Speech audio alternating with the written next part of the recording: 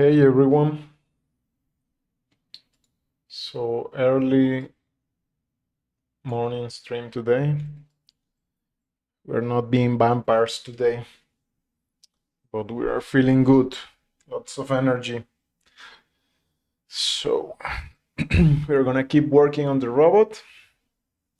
See if we can maybe finally get on with these legs. They're looking extremely skinny, so let's see if today we can buff them up a little bit. And overall, keep working on everything. So yeah, let's see what happens today. But I'm feeling good. I think today is gonna be maybe like a short stream, maybe 2 hours, 2.5. But we are gonna try to make the most out of those 2 hours, right? So as per usual, we have our nodes here, and I'm gonna split and create a paying copy, all three to get the parameters. And now I choose, yeah, that should be it. As you guys know, I mostly work when I'm doing using Modeler, try to work as much as possible only in the viewport. Yeah, so it's like mimicking the traditional workflow. So yeah, let's do that. So now I choose full screen this guy, and let's do our three views or three split view. So now we should get the front view of this guy, and yeah. You know what? Actually, I want to bring up the notes again because I would love to see the reference for a little bit. Now we have our like an alien for reference, and I want to use it to maybe get the correct scale for the legs. I will definitely have a lot of to work with today. As you can see, the knees are a bit low. And yeah, I think the feet are too big, but we haven't really do anything to the feet besides what we did on the first time that I made them. So, and let's maybe it's a good idea to keep him around like this. We can see here. We can see what's up. Okay, so we should start working on. First, we need to turn on modeler, and as you can see, we're also practicing the shift right click to get the context menu. Also practicing those guys, and I also make sure to set this up properly so that we never have to experience me working on the model while only showing you guys this this screen. I'm sorry, I just wanted to make sure something was configured. Sometimes if you have vsync on, the program lags a bit, and I was feeling like this one was it's not as smooth as it should be. So it's a bit weird, but it's okay. Maybe it's because of the stream. But Houdini is flawless, it's really snappy right now, so that should be good. So anyways,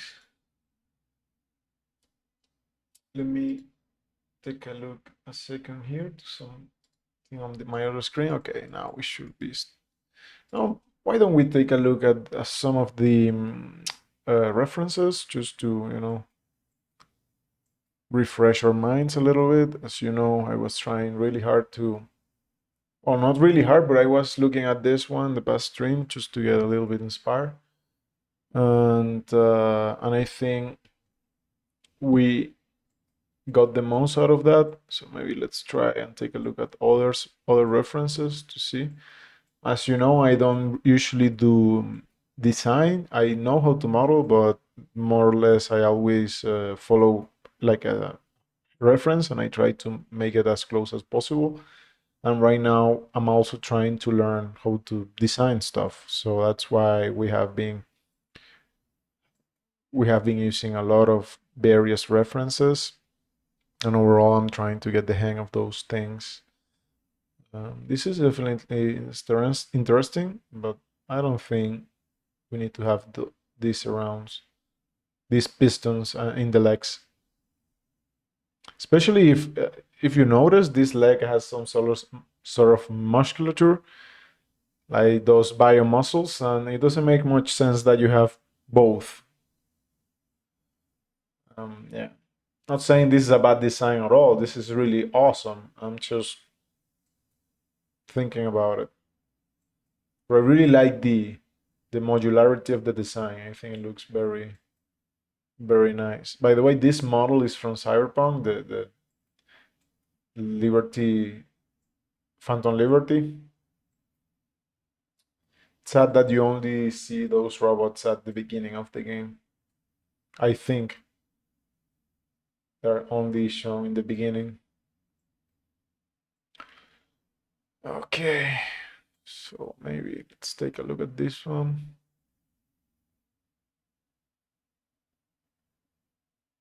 I'm thinking something like this maybe isn't so bad. Actually, I think this one's really good.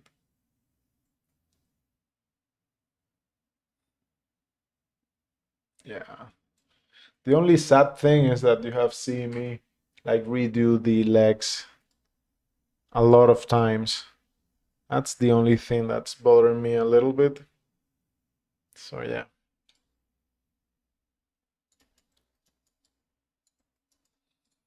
So let's see what we can do with this. I definitely want to make this guy a little. Give me a second here. Let me see if I can get it to work. Sometimes we need to kick it in the butt. Let's see.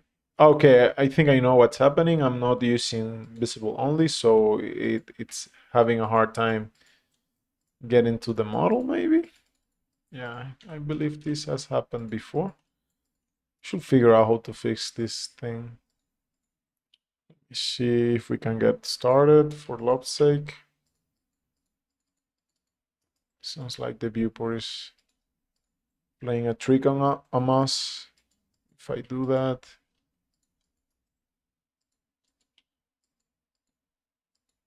Okay, this is the mirror. Okay. Now, where is this guy coming from? That's what I want to know. And I think I know what's happening. I think the mirror that we usually have, yeah.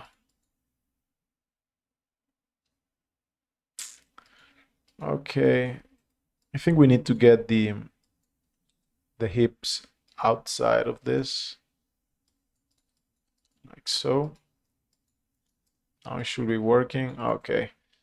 So maybe I should explain this at some point. Well, I have explained it before, but as you guys know, we are using sort of a hack to do the mirroring. And actually, in the last stream, we did a little HDA to make it more straightforward. So if you guys know, this is the old setup, and we did a small HDA that's called OBJ mirror. So let me maybe replace the main mirror with this one. Let's see if that works.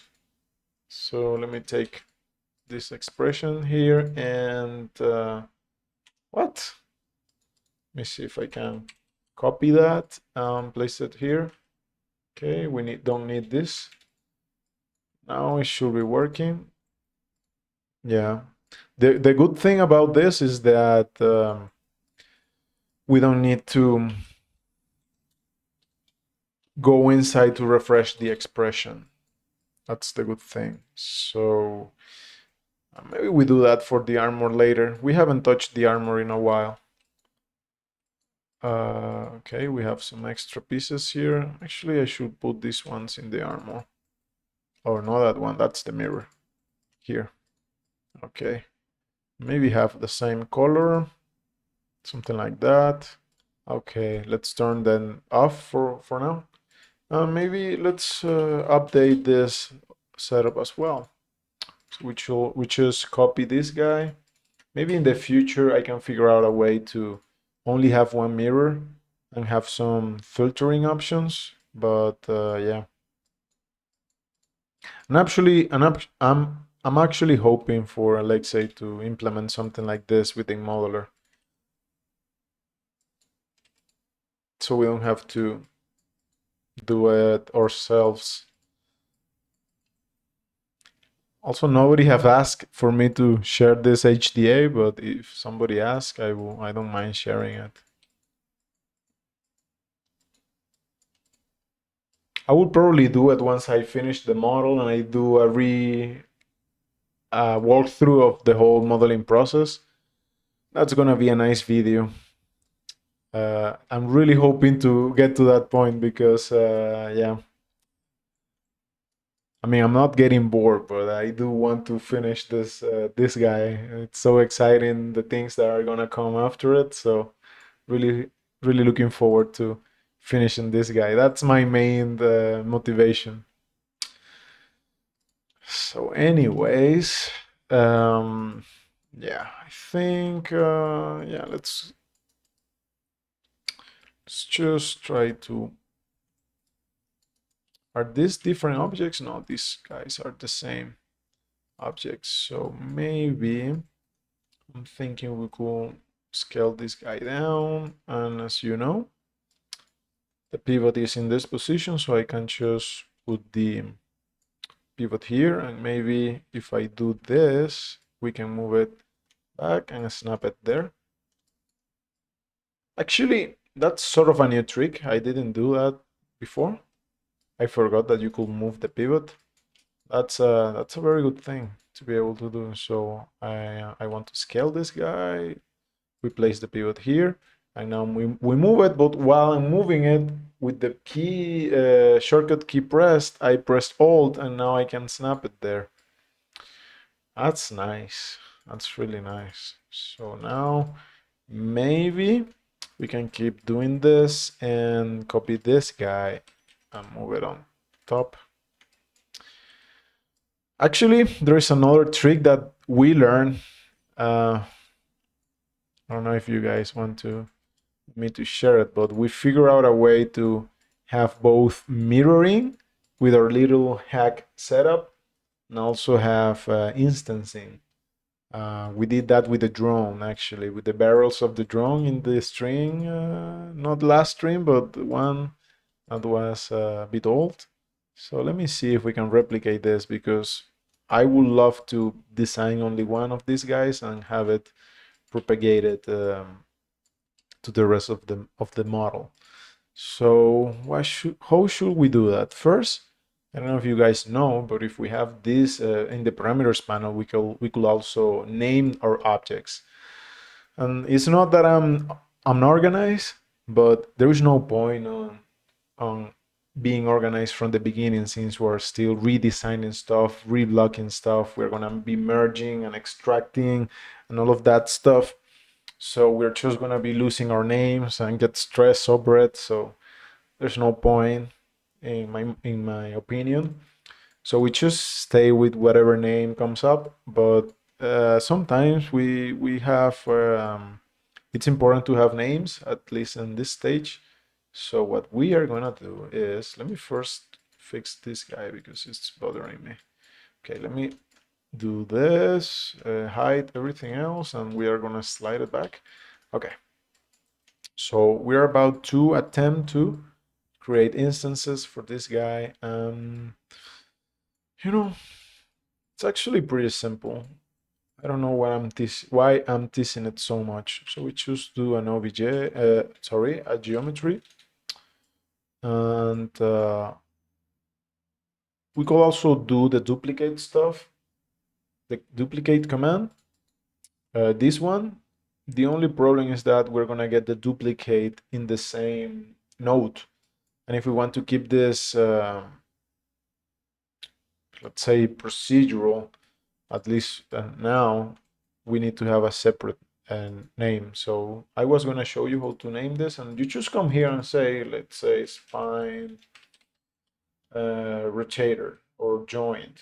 Let's put rotator there, and now we have a spine rotator, and we're gonna name this guy spine rotator copies, right? We come here and let's do a output node. So we know that this guy is always going to be the output node.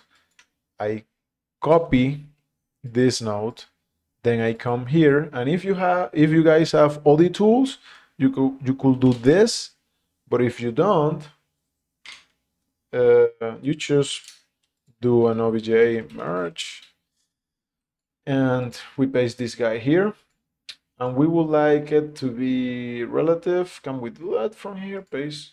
No, never mind. We can just do this, I believe. If we go up one level, will be a spine rotator. No, it's like, I think we need 2 levels. Yeah. Now we only have we have this, but actually we need to do a few more things. If you guys know, you need to display the node that you want modeler to start modeling from. So if I display this guy and then I delete this two, now we're only outputting one guy. That's good. Now we have this guy, and now here we can, I'm thinking we could do a match size so it's in the center, and I'm also thinking we should ghost, where is it? Oh, it's here. I'm also thinking we could ghost, so we have reference. Now we can do copy transform.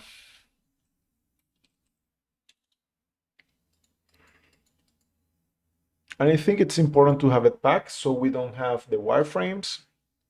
And also we do, if I press enter, I can then do this. Right. Now we can put it in place. And since we have the instance setup working on top of everything, now we're able to do this. Actually, maybe the match size doesn't make that much sense. So, or actually it does make sense, but we need, I think it's better if we then after centering, we do an offset. Okay, I think that's better. Now we put it in place, something like this, right? Maybe I want to have 3 of these guys. I think 3 is enough. And we can push it maybe a little bit to the back. Maybe a little bit up. Maybe not. And then we do this, and obviously let me reset this. Maybe this is not such a good idea. We could also do several OBJ merges and do it that way. Actually, sorry, I'm changing my mind, but I think that's actually a better idea. We could pack geometry before merging. And now I can choose offset this guy. If we come here, we can do centroid. Then I put it where I want it. Then we choose copy, do it once again. And that is simpler. Now we just merge the two and do our little output stuff, just like so. And that's it. I think it's easier that way. The only problem is that since I didn't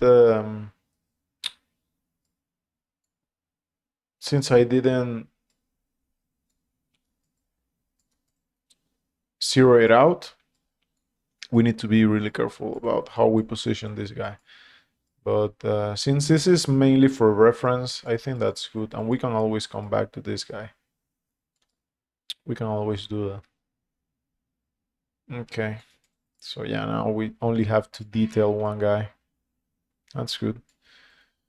Okay, maybe we can also change the color. Let's do color here.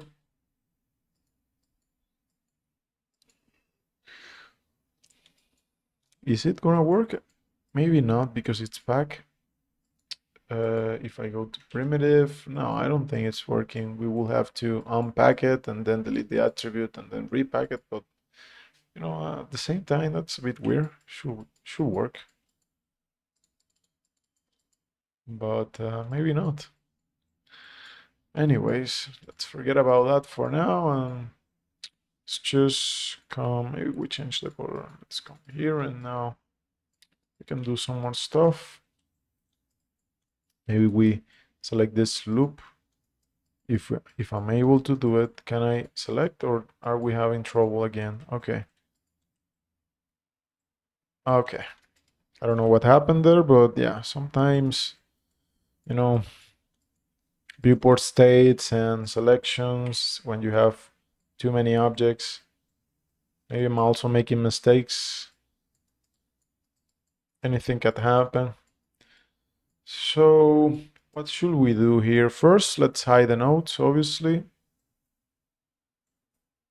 And I think I'm making a mistake already. So like I said, we need to start modeling from the like this, and now it's gonna be good. So for example, if I go here and I press the 3, you know that I do object selection, I select the object with 5, I activate object selection, then I do 3 to go to poly selection, and I go inside, and that way I get the selection.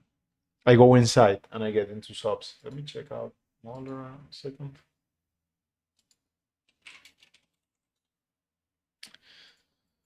Okay, so let me see some reference. Okay, this is like really like this detail here. You can do something like that. Like the roundness of it. Maybe if I do this and then I do P for fill, I get this, then we can do an inset. I can push it back a little bit more. We get something like so. That's not looking too bad. We can also do this. And maybe if I do a slice, I can say match profile, switch. Oh, never mind. But I can do a selection of these 3 guys, control 1 for loop, and we can do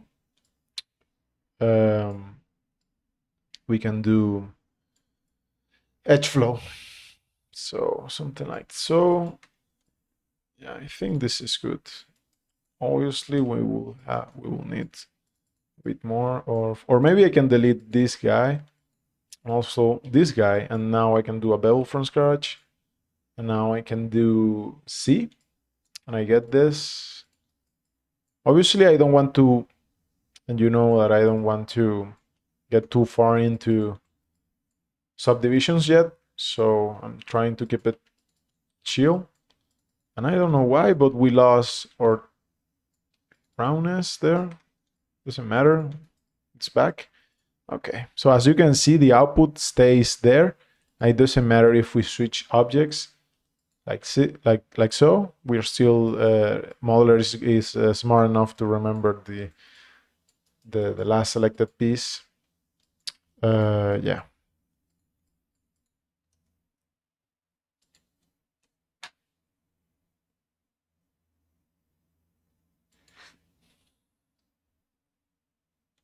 So now we have something like that, and we have our references.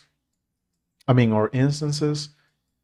Yeah, so let me see if I need to. Maybe this is too big. Can make it smaller.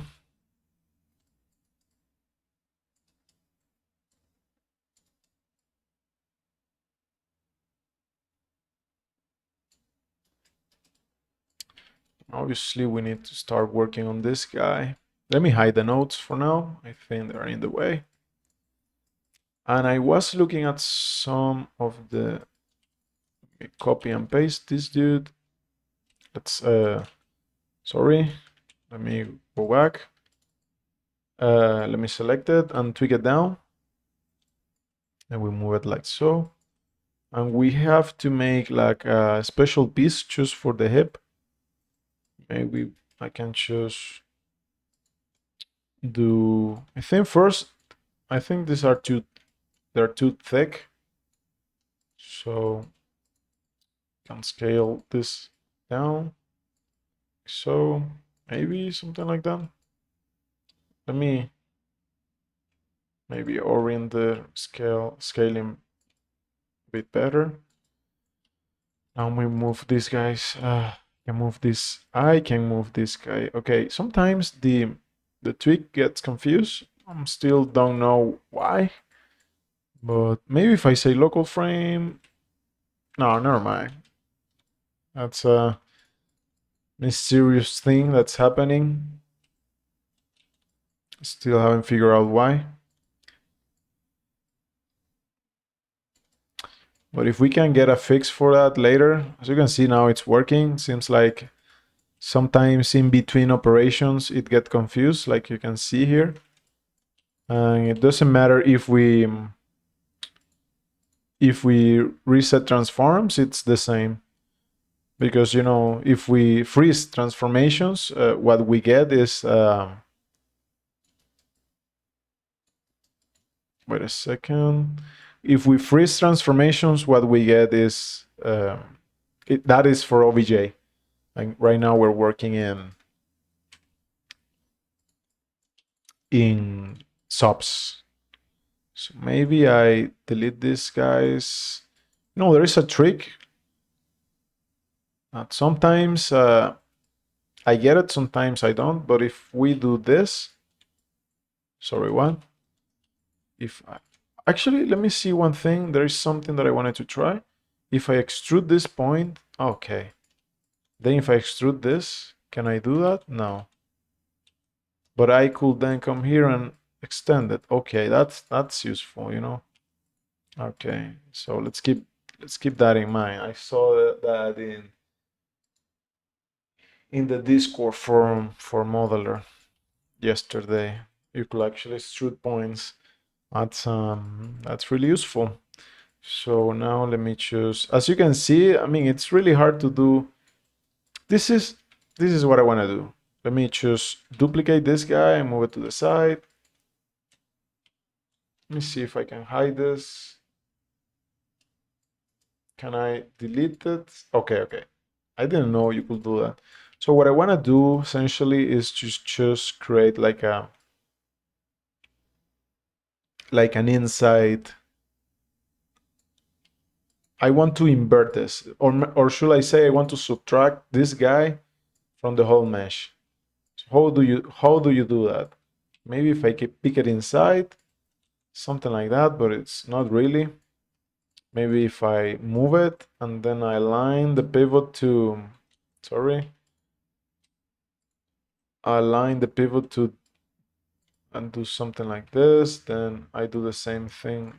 No, that's not working.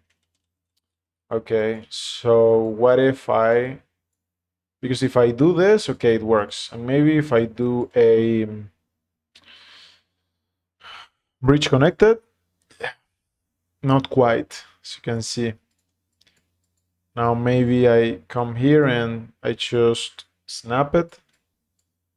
We sort of get the result that I'm expecting, but not quite. Although, I mean, this is exactly what I want. So how do you do this faster without so many steps? That is the issue here. So maybe if we do a bridge, doesn't work. If we do a bridge connected, actually I'm not getting that option right now. Let me see if I do it from here. Bridge connected. Yeah, it's not working. And if I get, let me see if there's anything else. Hey, let's try to do Extrude Pro, and we push it in, or maybe we just scale it down. Yeah. Maybe I can just move it to the side. Okay. And now I just scale it to 0 and put it here. Guys, I think this is it. Or maybe not. As you can see, it's not without its issues, but maybe we can live with this. Yeah, I think it gets the mesh too dirty. As you can see, we get a bunch of extra polygons, but that was definitely an interesting outcome. Yeah, or maybe, we could also take advantage of. Let's just try that one more time. Extrude Pro. I move it to the side, and then I increase a lot this guy. Mm,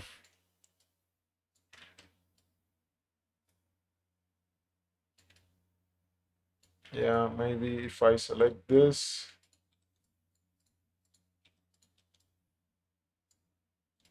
Hmm, maybe I can move this guy like this, and then the same thing with these guys.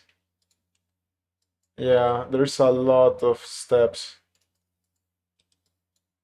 but I would love to do this quickly. So anyways, the trick that I was about to show you is maybe the fastest way to do this, that I know at least, right? So we just select these guys. Let me check this. Okay, so we just select these guys, and we do an extrusion to the inside, like so, right? Until we are about here. Maybe not so much. Maybe something like that. Or, okay, let's do this, and then I try one more thing. Then with this selected, I choose fused, and I do it like that, and then we clean it up. So it's not perfect, obviously, but at least we get it's less steps involved. So let me tweak. Wait a second. This point is giving me some trouble. Okay, come on, man. Okay, something like that.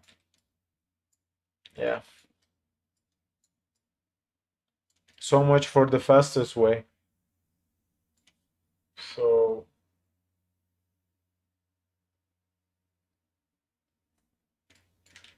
maybe let me see if we can figure some faster way of doing this, because yeah, this stream is all about also learning new techniques, right? Okay. Instead of doing the normal extrusion, let's go for extend. And now we just scale it down. Okay. Okay, I think I got it. Let me see if I do this. We're using extend.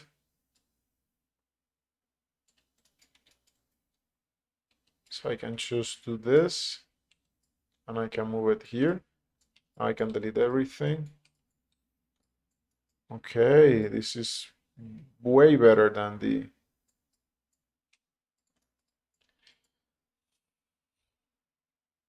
Nice. Okay, this is already an improvement. So let's see if we can make it even better. Let me get rid of this guy. And since I think the history is getting a bit unruly, let's just get rid of this guy. Can I delete this before it gets all buggy? Seems like, okay, no, actually the history is not too bad. No, I'm even wondering how it is that it's not so bad, because I feel like we have been doing a lot of operations. But anyways, let's see. Extend works really good. Let's try detach.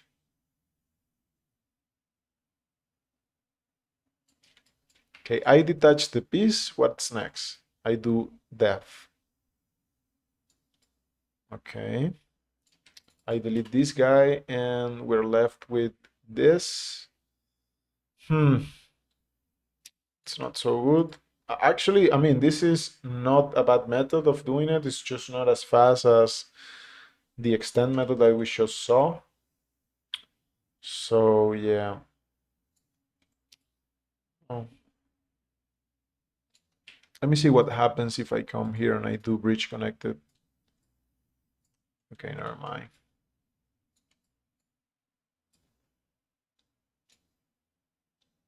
Yeah, it would be awesome to be able to create a square polygon between these two guys. If I do bridge, you see, we're missing. Let me see if there's maybe something here. If I do,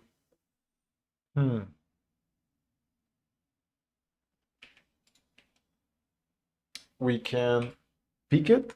No? Okay, never mind. But we could do this and actually put it here. I could do that.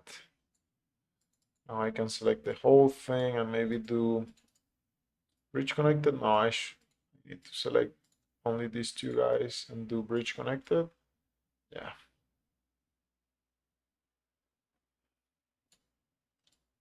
Not sure why I did that. It was just, messing around. But I could also, maybe we can exploit our new trick and do an extension of this point. So I take, okay, not an extension, but an extrusion.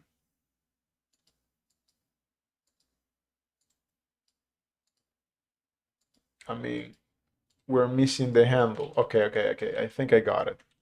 Let's see. Let's go back all the way. And if I got it, this will be the fastest way. So let me just duplicate this guy and move it to the side.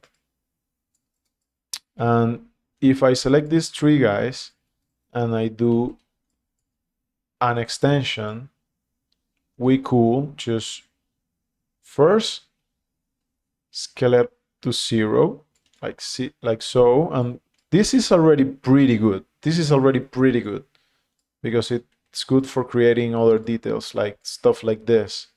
Obviously, we need to merge everything with the pen tool. I need to get used to not see myself in the monitor, but just look at the camera. So that's another thing to keep in mind. So many stuff to improve on, and then we snap. After we snap, I'm thinking maybe we could select. Well, no, if we select everything, yeah, maybe I just move it, and then after doing this, yeah, we will have to do some cleanup. But the good thing is that the cleanup is not as involved as to, let's say, use the Extrude Pro. So that's one way to do it. And maybe the fastest way yet will be to delete everything, select a point, then we extrude the point. And after we extrude just a little bit, maybe even less. So like that. Here's already an extra point. Then I do transform and I have the gizmo. Then I do this, I'm pressing Alt, I get the point there, and then I do this, and I do a bridge. Oh, never mind. Let me see if the bridge connected works with, no. So I will have to select each one separately, like so, and I do H, reverse. We need to delete this guy. Okay, then I do this. Yeah, I think that's the fastest way. I think that's the fastest way of doing that, but it's more finicky. I feel a lot better of doing it with the extend than the point trick, especially because the extension method allow us to discover new shapes. Okay, that's it. So let's bring up the other objects, and we did this thing, and I think I can push this a little bit back and tweak this like so. And I'm thinking we could flatten this guy like so. Then we took it down, then we move it to the right, took it up, something like that. Then we do the same here, like so. And the same thing here, like so. And then we move this guy down, like so. Maybe we can flatten the whole edge. So, okay, and then I move it up. If you guys don't know yet, flatten is one of my new favorite tools.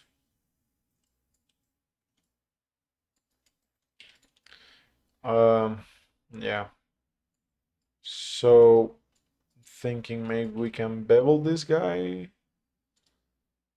and tweak all of this up. Yeah, let's try to, get a working spine today at least. Then I feel like ready to move to the hip once again. Okay, give me a second here. Okay, it wasn't working for a second there, but it's all good now. Okay, so I would love to straighten these edges, and the fastest way to will be select these two guys, and then we do straighten. Yeah, that's nice. Now we mess it up again, but we can just repeat. Sorry, not that, but we can just do that. And maybe we could do an extension. Move it up. And check this out. I will move the pivot down with T, like so. Okay, let me do it properly, like so. Then I do scale, and we scale it down. Get that sort of detail. It's pretty good. That's pretty good, but we have one problem. I would like to have like another level here, so we can do an extension, and I can just move it down. Obviously, we need to clean this up now.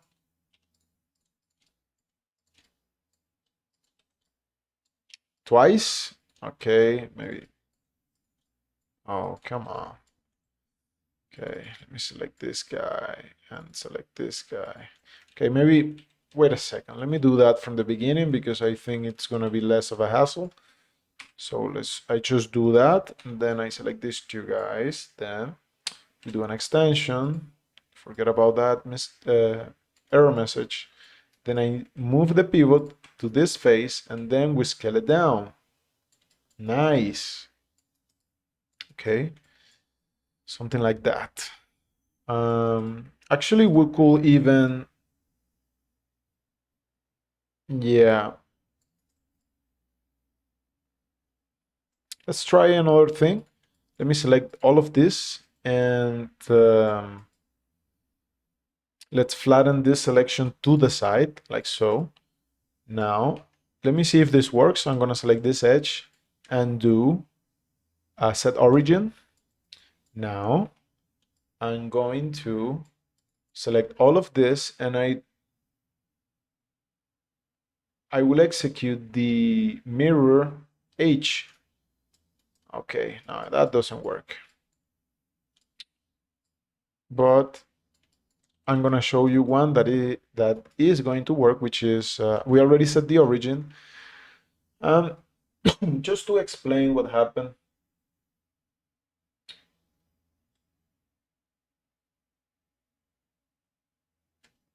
Let me reply to one more message here.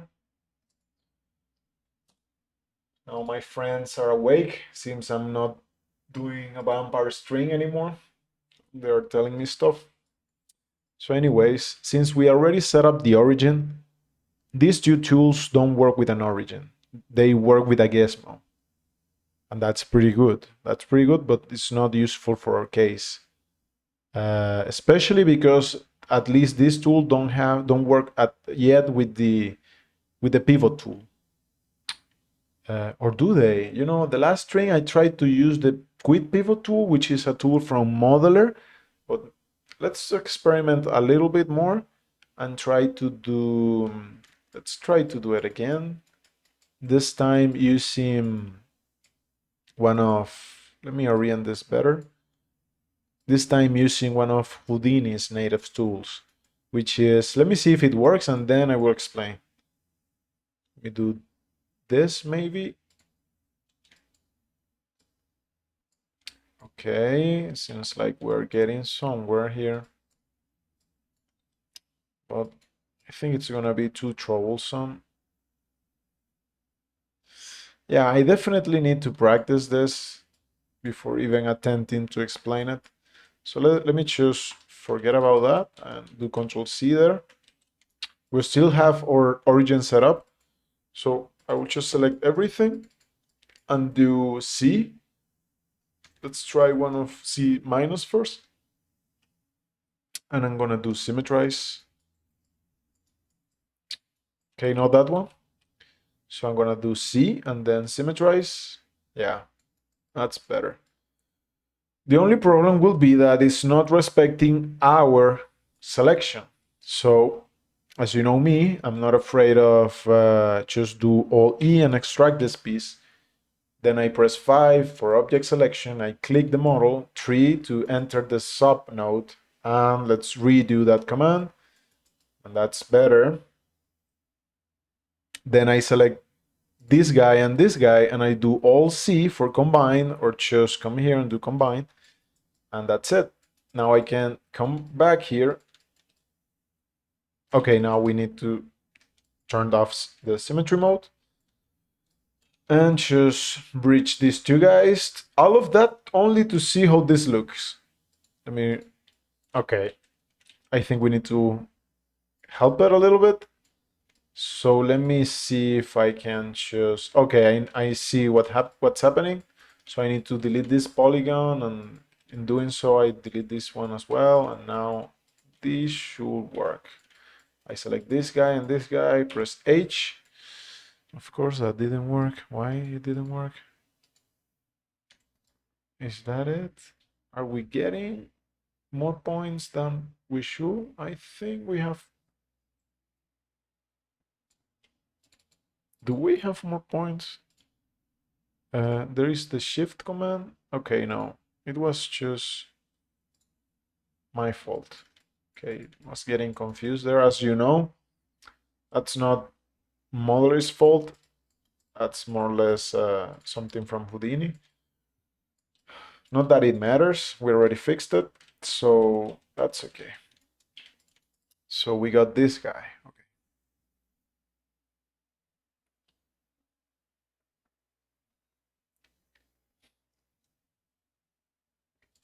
Obviously, this piece, we need to do things to it because right now it's just an static piece, and if we rig this, it will make sense.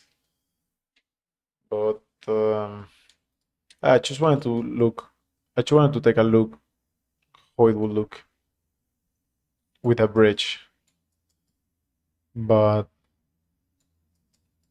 maybe we can do this. I can select this guy, and we can do a detach like so. Maybe not like that. Maybe like so. And I can, let's delete this face and bridge these two. Then I select this face and tweak it down. And let's make it seem like it's part of this dude. Like so. Then I move it in. Or I could just tweak it in. Like so. Move it up. Yeah. I think that's better.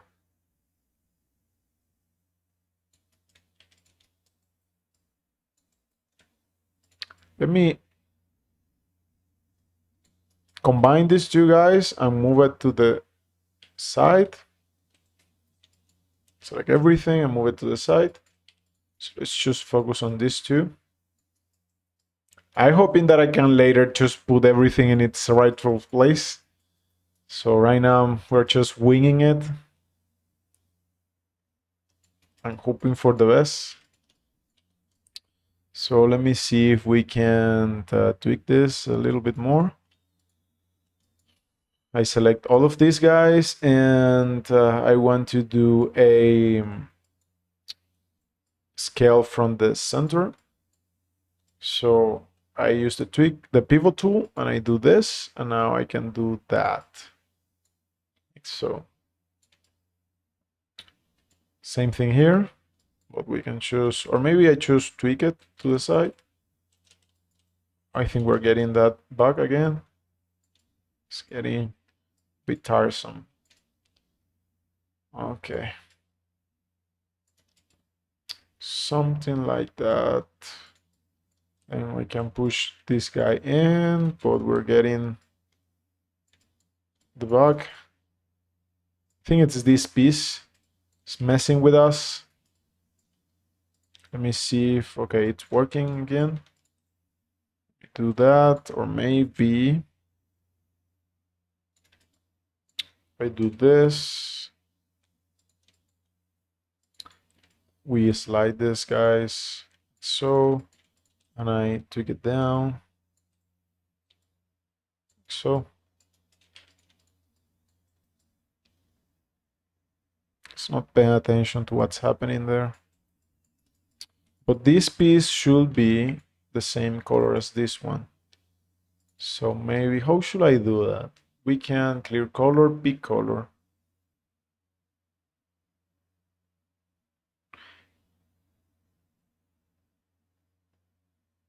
Okay, here's a nice little tip. You can switch between objects using the space bar to take the color from another object's face. That I didn't know.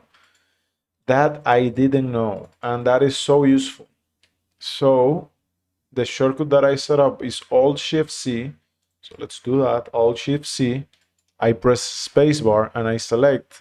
Oh man, that's pretty nice. Okay, we're rolling here. Okay, so let's take advantage of that and select. Now I'm going to select this guy. Alt Shift C, spacebar. I select this guy. But the good thing is that since we have the node here, I could just make it a bit darker. And now I can copy. Oh, never mind. No, let's do it. Now I can, okay. Now I can copy the parameter, come here and say, okay, I don't even know why I did that if I could just do this. Okay. Now we have something like so. Obviously, these are not the final colors. These are just like a hierarchy, visual hierarchy that we're doing. So I can come here and maybe this is not good. I could just do that. I like that. So now I come here and do a bridge, and I bevel this guy like so. And I come here and I could also bevel this guy. And now we extend this dude up and inside like so.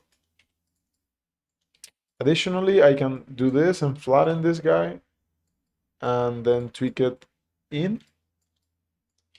Okay.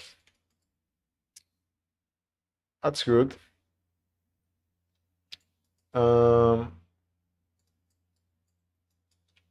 This profile, I'm wondering how it will look if I move it down and I push this in. Is that gonna look any better? I don't think so. Maybe it's gonna look better if I make it thinner. What would be the best way to do that? Maybe just tweak it in. I should say pick it in. I'm using the pick tool now, but that's not it. So let's just use move, transform, I mean, and I think that's good. Then let me slide this more or less there. And maybe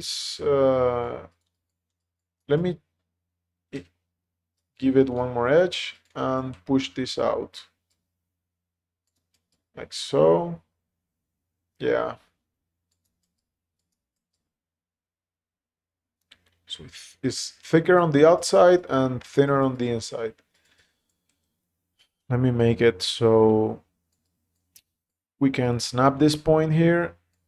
Okay, it's not letting me. Sometimes that happens. Yeah. Let me see if we can trigger it again. No. If I force the visibility of the points, no, that's not doing it. Anyways, that doesn't matter too much really. I could just select these two guys and flatten it to the side. And then I can pick it out or just move it out like so. Nice. Okay. That's good. Now, since we did a lot with this guy, what we can do is we get rid of this one and just Control C, Control V. We could do that because in the latest version of Modeler, it was already fixed that we paste and we get our selection back. So the thing that we paste gets selected. Now I can tweak it up. Or I could just use the duplicate tool. But in this case, it's better to do it this way. And I'm thinking maybe we can come back to these guys and we need to bring the nodes for this. And now I just will be this guy, I believe. No, this one, and we move it slightly bit to the top. So, is that even? Yeah, I think that's good enough. The one thing that we need to do, besides hiding the nodes, right, is to, let me check one more thing. Camera, okay, that's good. One thing that we need to do is also orient these guys. Maybe this one gets,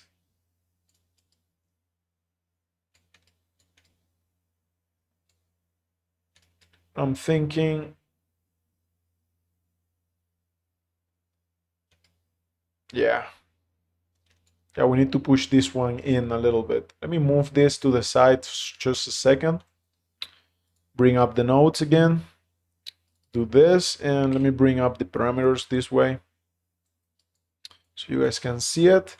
And this guy, if we want to follow like a standard curve for a spine, this one should come back up like so. And maybe, let me just come here and select this guy and select polygons, and we just do this. We're taking this guy apart. Starting to wonder why we even bother modeling those pieces. I'm pretty sure we're gonna use those. It's just that, we're exploring stuff here.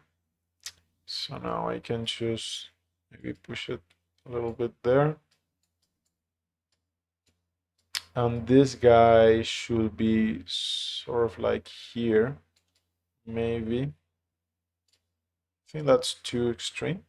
Something like that. And now we come here and I select this dude. We want to rotate it, but I want to rotate it from, and I'm using the quick pivot to align it. We want to rotate it from this edge. Obviously, if we're able to select it, so let me hide others, do quick pivot, put it there. Let's bring others again, ghost, and I just rotate it like so. Let's do that, and then I move it up. And I should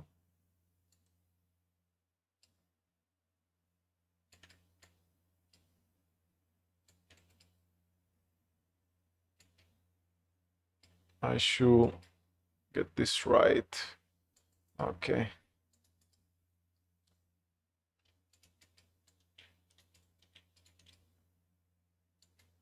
maybe we create, because there is an edge here, maybe we can follow this guy up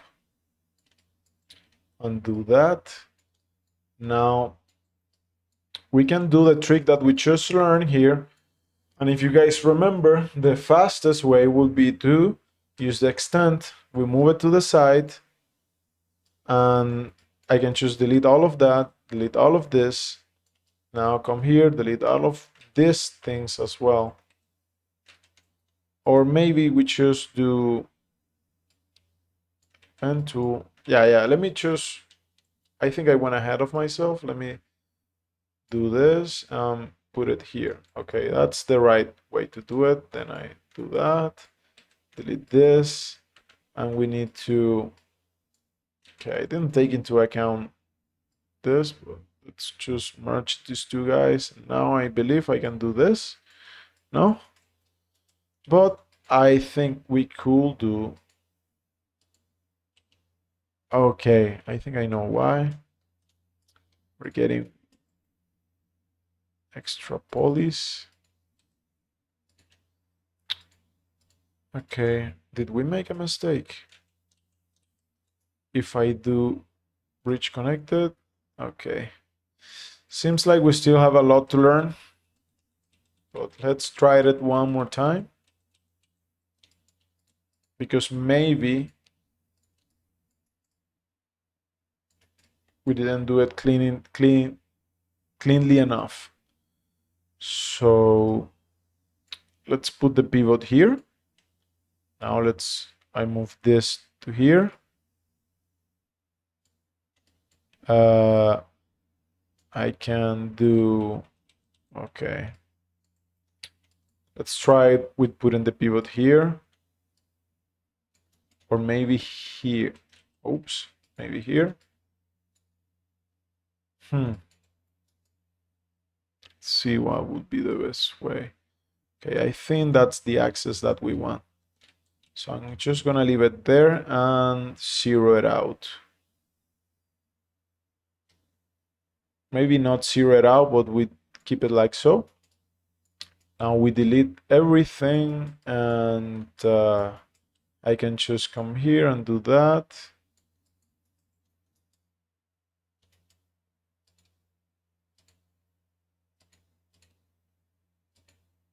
No, I think, I don't think we got it, guys. We still need to work on this technique.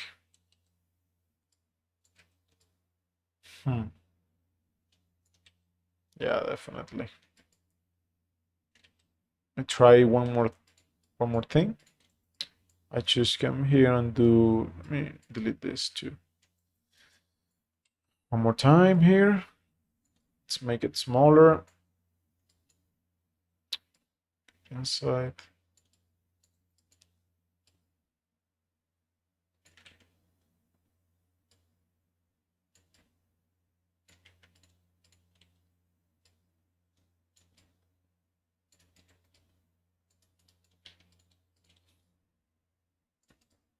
Maybe something like that. Yeah. Which, if you remember what I said at first, that this technique allows us to at least discover shapes more easily, at least that's true still. So I'm not feeling that bad. Okay. So move this to the side, like so.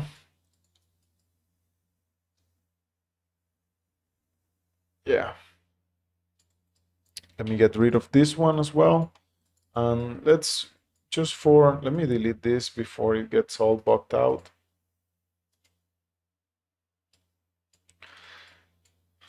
Now we can try the duplicate tool.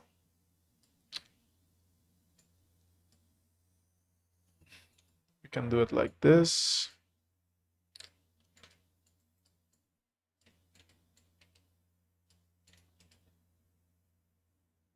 Maybe this is too extreme. It didn't look like so at first, but now it definitely looks more stream. And the arching of the back, I mean, okay, like so. Now we come back to these guys and let's go inside. I can do this and move it. Since this is packed, we could also, wait, since this is packed, we could also select the points and transform them. But since I don't want to dirty up this setup, I'm not doing that. I think part of the difficulty of working like this, so OBJ oriented, is to change the chip, so to speak, the thought process between um, OBJ and then subs, OBJ and then subs. And it can definitely get a bit tiresome.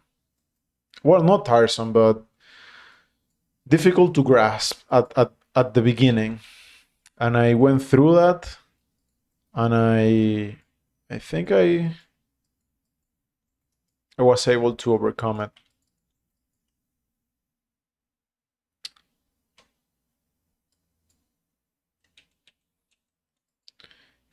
Let me just pick the color like so, and then I can do it because I'm feeling like I should just,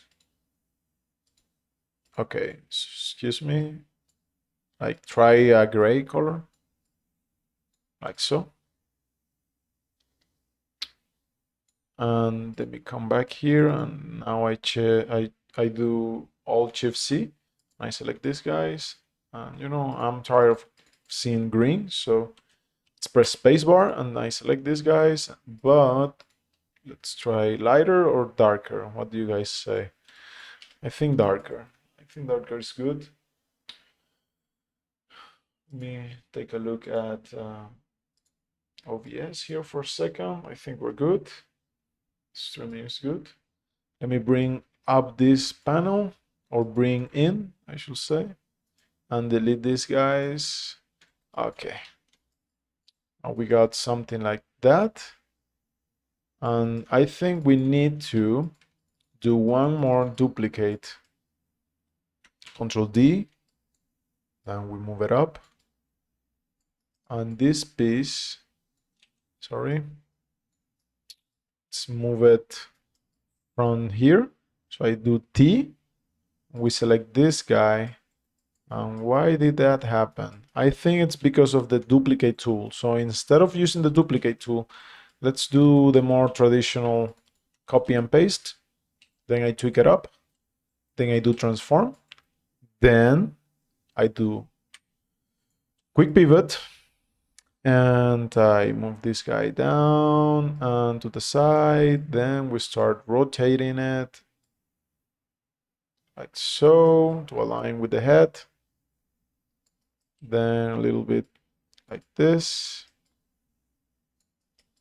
Maybe not so much. And we need to edit the geometry. Not like that. And this piece is sticking out now, so I think we can get rid of it. All of this, like so. Now we choose, see if we have some cables here. These cables can go around. I mean, this cable should be connected to, they should be connected to the battery that's on the back.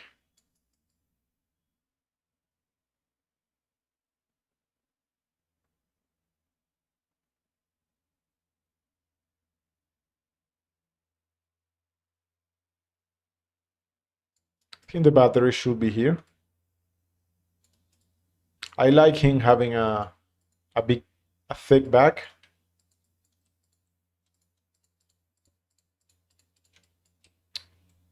So maybe maybe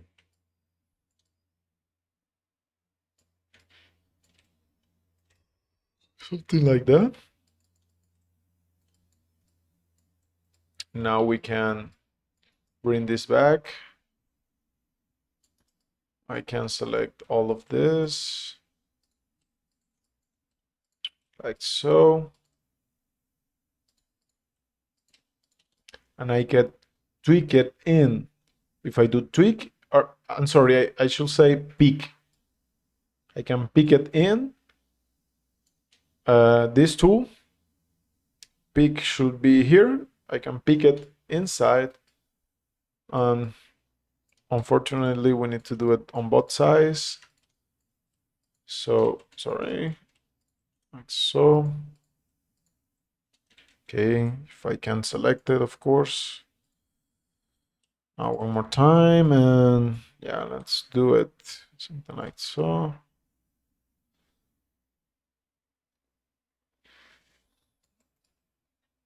Yeah. I have some good references to improve on this design, but for now, that should be enough. One thing that I would like to do is to decrease the size a little bit. So let's do an advanced thing, which is we align the pivot here, but while pressing the key still, we move the pivot like so. Let's grab the, let me see if I can grab it. It's a bit, okay, it's been difficult. Okay, so I know what I have to do. I select this guy and then we align it with this, and now it's in the middle. Now I can just do this. Maybe let's keep it a bit white, like so, and readjust the height of this piece. I do turned off visible only, and let me better select choose this ring. And I tweak it to the side, but of course tweak is not behaving right now. It's misbehaving. So actually transform is misbehaving as well. What is happening with this dude? I think there are some of course there are some OBJ transforms here, so let me just reset that and see if we're able to. Okay, maybe tweak is gonna work now. Yeah, that's good. So I select all of this and then I move this shape in like so. Same thing here.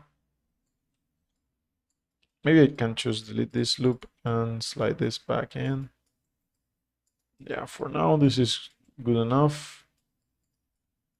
And I believe I can select based on color. Let me see.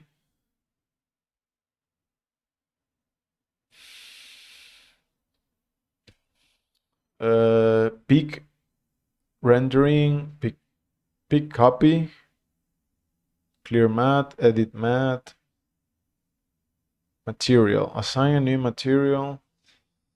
You know, I haven't used those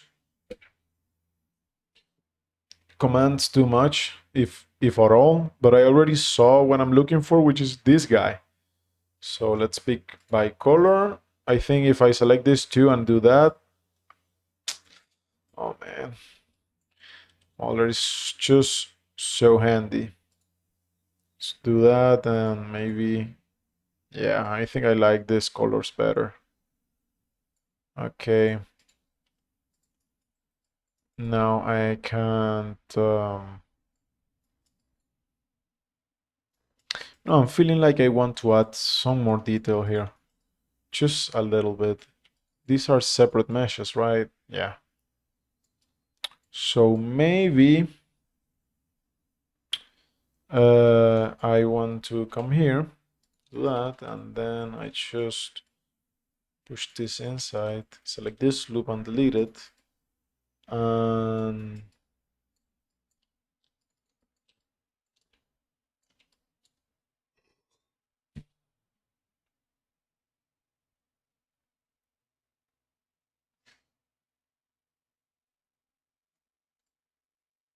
let's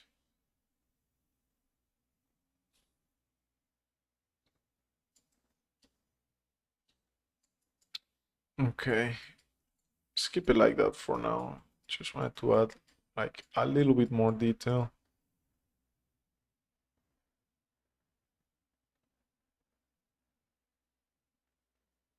Yeah, let's keep it easy. Let's keep it simple for now. Now let's see if we can get this guy in its proper place. Now I think this is too small, so we need to make it bigger. So you guys remember, we quick pivot to this point and then quick pivot again, and I just move this to here. Now I increase the size. Okay. Just a little bit more, and maybe in 2 axes, can do this. I think it can be this big, but let's not do that for now. Just overall, increase the scale. We can do something like that. Maybe tweak it to this side. Okay, never mind.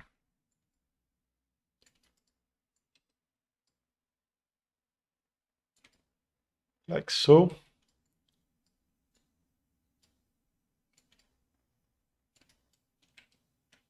You know, I'm just noticing that we made it flat. So maybe let me rotate this guy and we do it the opposite way. Like so. Yeah, I think we might be up to something here. Definitely. So let me do something like this. Let me rescale this guy. Do that. Yeah. We definitely need to make it bigger. We still don't know what this is. This was supposed to be like a battery pack, but it got pushed out. So actually, let me push it out even further. Uh, this does it have object transformations though? Let me see. Yeah, it does. So let's just be aware of that and make it 0. So maybe we did the back too big, actually. So let me select everything and just push it a little bit like so. Maybe not this row. Do like that. Maybe I come here and do that. Now I select the whole thing. Okay, come on, buddy.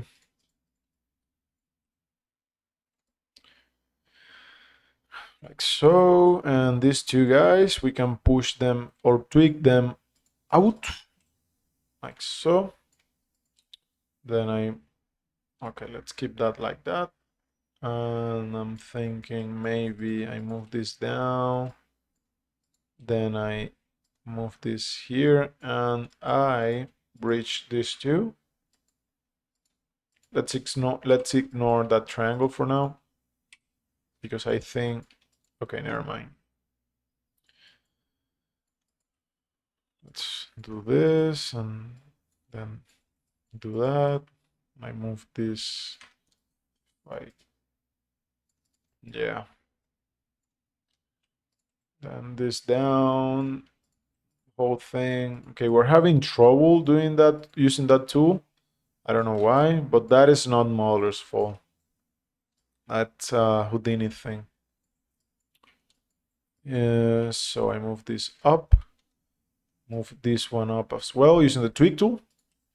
Now I move this down, and let me see what happens if we add just a little bit of detail to these two guys. Okay. Let me push this to the side. and also like so.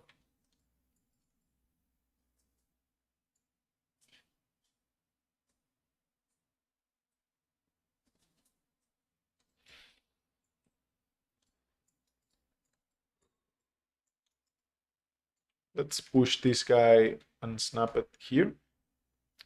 And I want to do this and this. Push this guy out. Okay. Let's do a proper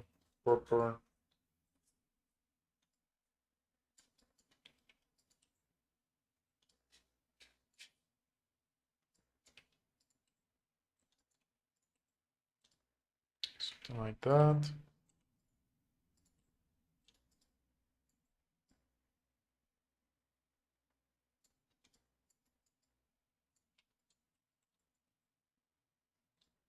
Now I definitely like this going inside and then this outside. So select this thing and push it out so it's squarish. I think it would have been easier if I just bevel it. So now you know. Okay, let me see if I can flatten this like so and push this in. Then slide this. Okay, never mind. Let's not do that. But I do want to do this maybe. And then maybe something here. And move this out. See if we can make it rounder. Yeah. It's too tight now, but we can move it down. And this guy, with the pen tool, I can slide it like so. Now I can slide. Well, first I want to flatten it down. And let's do the same thing here. Actually, if we use the lasso, we say fully contained geometry. I can do this, and then I can flatten it down. Yeah, then I can slide this guy, and with the pen tool, I can do the same thing here while pressing Shift. Okay. Then I select these three guys actually, and let's do straighten. Shift right click. Actually, let's select the edge. Shift right click, straighten. Yeah, that's nice. Do the same thing here with G to repeat the operation. And why not do the same thing here as well? Okay. What else is there to tweak? I'm thinking we can snap these two guys together, like so. I push these guys out. Okay. Then I can do pen tool and do this. So reinforce this shape here. And I tweak down this guy, like so. Let me pick this guy out. Actually, before I use pick as well, but I say tweak. So, see, okay. Let me slide this guy, like so. And then I pick this guy in. We get something like that. I think this section should be a lot thicker because right now it's getting, yeah. Yeah, we definitely need to do a lot more geometry and detailing here. But I mean, the blockout looks good to me. At least the back looks interesting enough. Let me pick this out. Tweak, I'm sorry. Tweak it out. But yeah. Also, this thing, I think it should be a lot thicker. Like I take this thing and just let me convert to points and do that and do a little bit of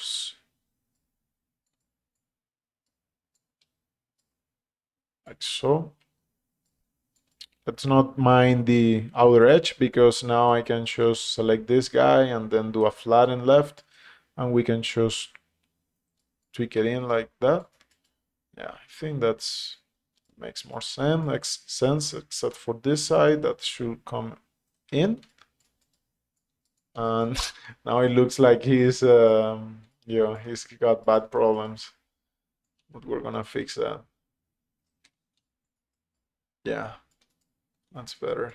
Actually, maybe we can just flatten auto and move it out. Yeah, maybe rotate it and tweak it up. Yeah, that's better. Maybe we went a little bit overboard and we need to bring it in just a bit like that. I think we're making some progress here. So let me do that and maybe pick it in. Let's pick this out.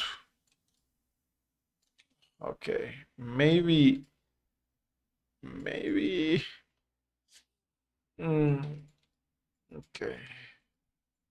something like so. Let's tweak this in. Never mind. Let's tweak this one in. Yeah. Span tool. What else? Select the whole thing and maybe just the edge and slide it out so it's not so apparent. What if we add just an edge loop here to see if we're getting somewhere?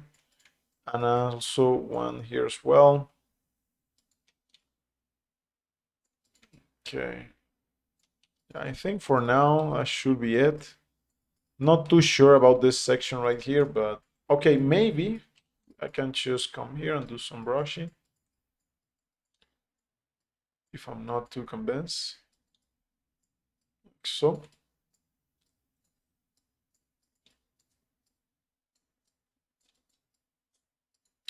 Brush tool is another one of my favorite tools, as you guys know.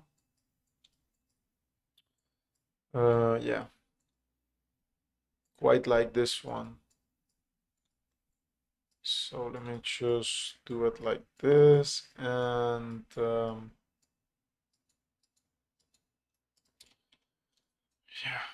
I think this is better.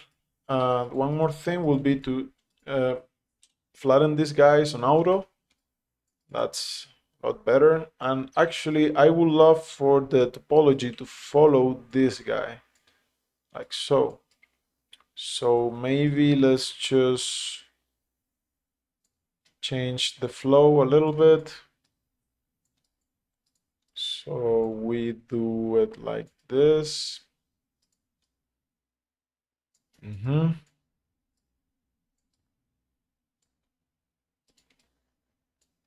Let's just do one more loop here. And so right now, if I click this, okay.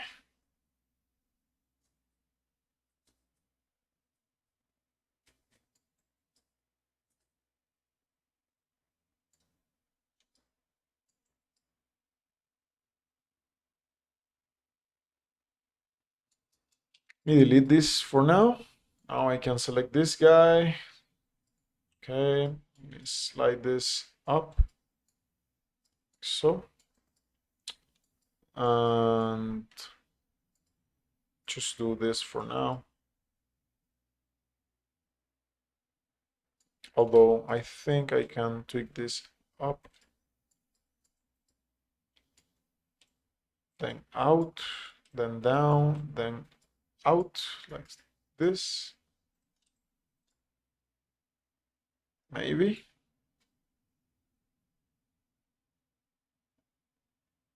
Okay, I just saw your question. Let me see if I can reply. You appear to be enjoying Modeler. How does it compare to what you have used before?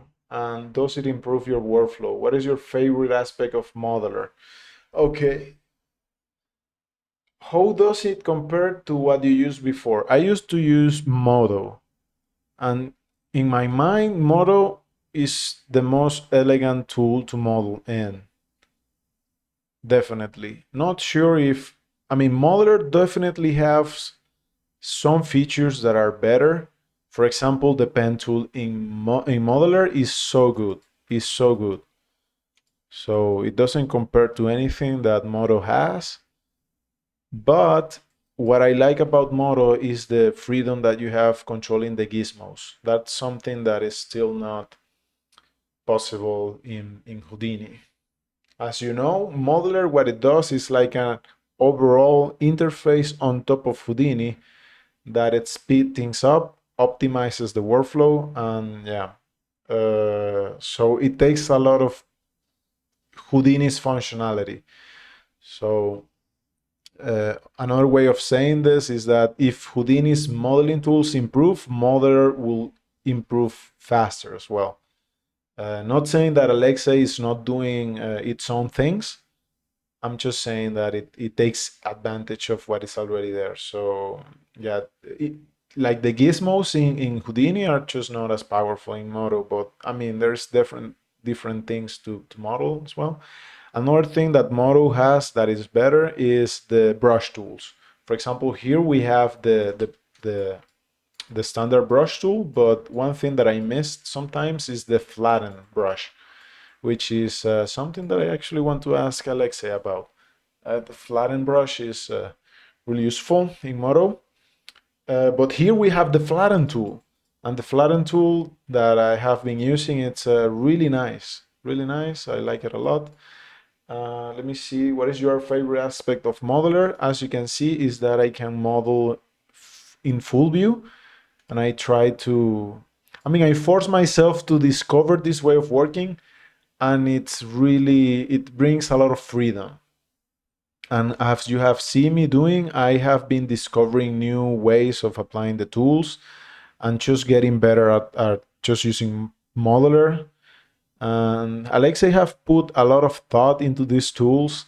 There's definitely also a workflow where you can just, we're mainly working subs, using the space bar to switch between objects. But I find that taking advantage of the OBJ capabilities of Houdini really improve the modeler workflow. What else? I think how does it improve my workflow? That would be the last thing, is that since you don't um, leave the app that you're working in, I think it streamlines the experience because you are using more or less the same shortcuts. You are familiar with the same program. Yeah, I find that switching programs it's difficult, especially when you're doing like I typically work as a generalist, and for example, I in my day job I more or less do a lot of rendering and animation, not so much modeling. So I use Modeler a lot to tweak meshes that come in and fix mistakes. And doing that in base Houdini will be really slow and frustrating just because the tweaks are, you know, they're not procedural. It's just a mesh that's coming in, and you don't care about proceduralism in that regard. You just want to fix the mistakes and fix the UVs, which I haven't touched the UV tools in Modeler, to be fair. But you just want to fix the UVs, the material assignments, the groups, the names, split things up, move things up and down. You're trying to get a mesh ready for rendering, let's say. So doing that using Modeler is really straightforward. And that will be one aspect that has improved for me. Especially, you know, the brush tool, if you are doing animation and you're doing blend shapes, the brush tool, it's so good. I mean, you can also use the brush tool in vanilla Houdini, but having the modular interface, so to speak, on top of everything just makes it faster.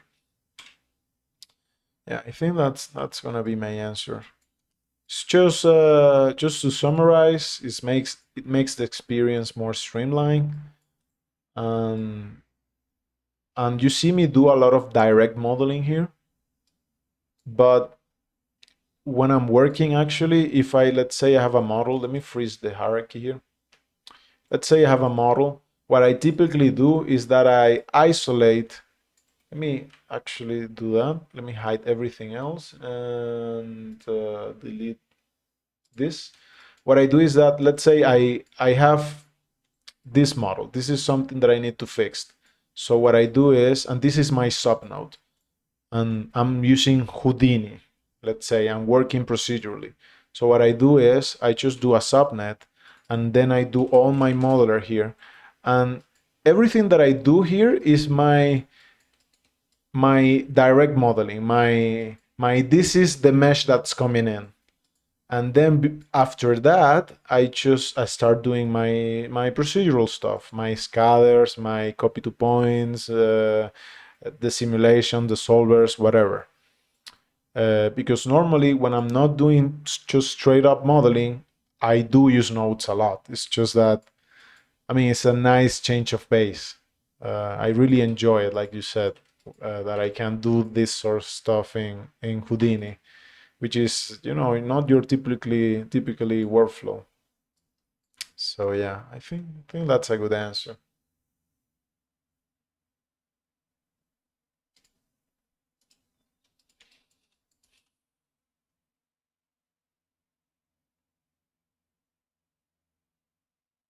Yeah, I saw that you do compositing. That's really nice. Actually, I do a lot of CG compositing in my day job when they allow me, because the guys that I work with, they like to do everything straight out of the render engine most of the time, because we don't do VFX, we do motion graphics, and you know that we work with tight deadlines and the clients are not so, since we don't do VFX, it doesn't matter that much that we do heavy compositing, but whenever I can, I like to do compositing. I do use Fusion, not Nuke, but Nuke is something that I want to hopefully pay one day. The indie version, especially.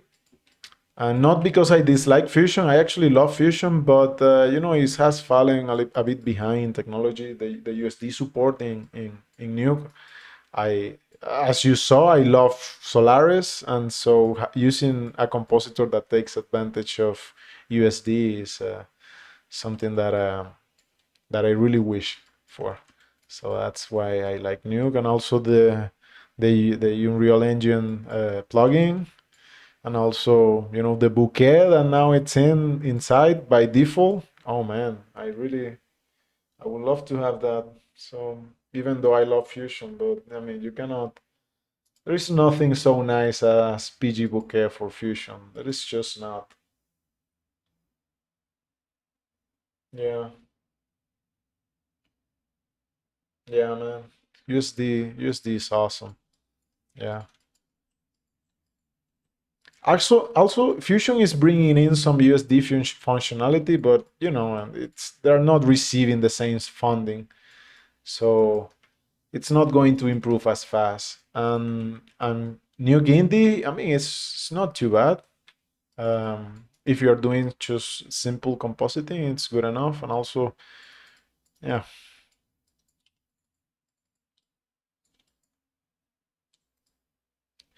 yeah. I'm when once I'm done modeling, I want to render this guy in Solaris and hopefully stream that as well. Probably we're gonna do CPU karma just because I don't want to crash the computer while streaming. And yeah, yeah, definitely. Although, you know, it's still been receiving some updates. So if you're doing CG compositing mainly, especially for motion graphics. I think it's still very powerful. It's just, yeah. Okay, so maybe I think we're done with this base shape. Let's bring on the other stuff. I think we're finally ready to, maybe let's do a neck for this guy. So maybe we need one more join, but this one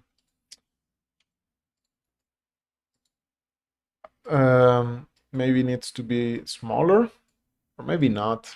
Let's just see what happens. Okay, we come here and let's do one more thing. Also about Solaris and Nuke and everything, when you're working in Solaris, it's really similar to the way you work in Nuke, or just compositing with nodes in general. That's another advantage. You need to think more like a compositor and less than a 3D artist. I think that's why it wasn't so hard for me to get into Solaris. Yeah.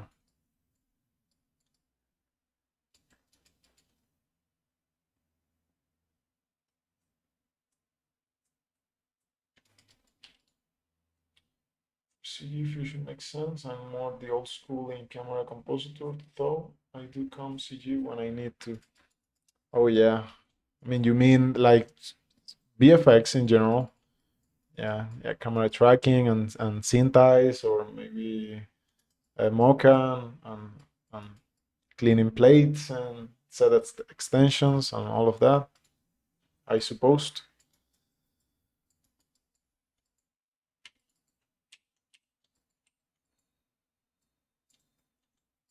Okay, maybe let's see if we can make this work.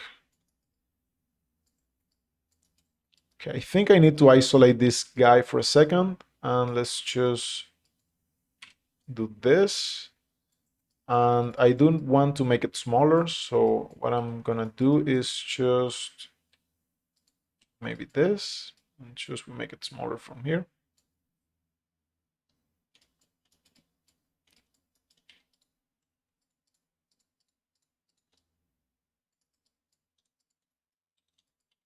So let me just, maybe we want to not have, or maybe, let's just forget about, because since we are still in blockout, let's just not get lost in details, since this is barely visible for now. Just want to have some thickness in its neck. So let me just come here, and maybe we want to make this side taller. By the way, I'm curious I mean, why Houdini and not Blender? Just asking out of curiosity. I mean, I'm biased towards Houdini, obviously. I'm just curious because I think Blender is really good as well, especially with Eevee, or maybe you already use Blender.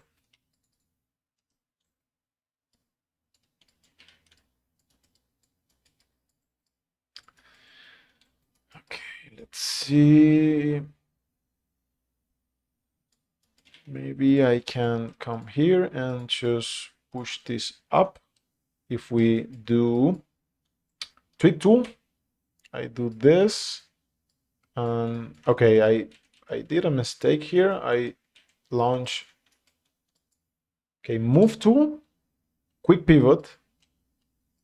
Okay, now I move it up, and that's it. Let me ghost the objects. Yeah. And now I can do this. Maybe move it down now.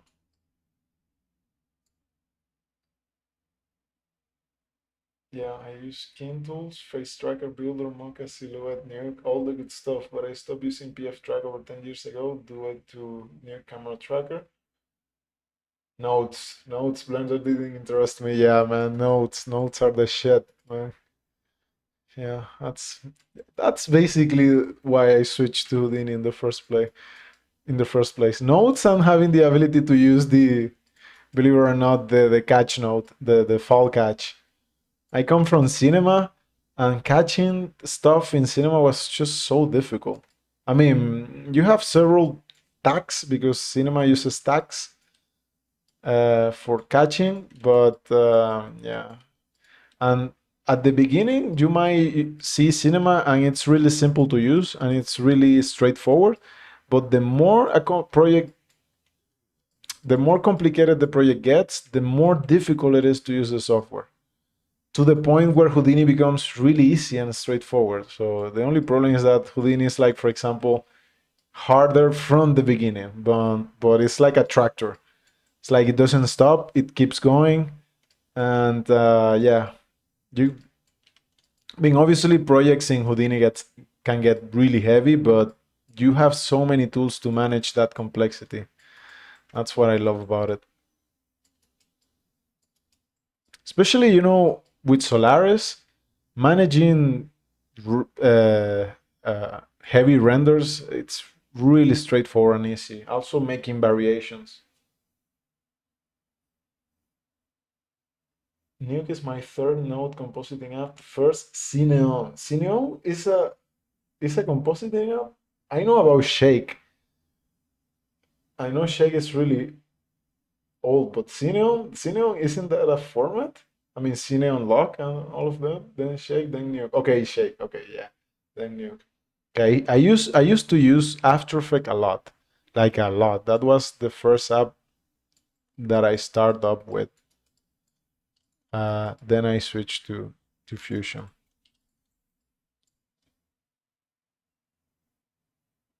Yeah, all the good stuff. Houdini for me will be modeling texture UV. Yeah. I will say that UVing in Houdini is not my favorite aspect. It's a bit crashy actually, but the good thing is that the performance is can be really good, and also the UV packer, it's really good as well. I mean, nothing is as good as compared to Ryzen UV, for example, but that will be because that is an specialized program. But I think UVs are can be a bit crashy, but if you are doing, I mean, for compositing, you will use like more of the automatic stuff, I will assume, which is really good. I mean, you can bring up a CAD model and UV that, like brute force UV, just using the straight up power of nodes. Okay, let me see if we can start doing stuff to this thing. Let me just do this and then that.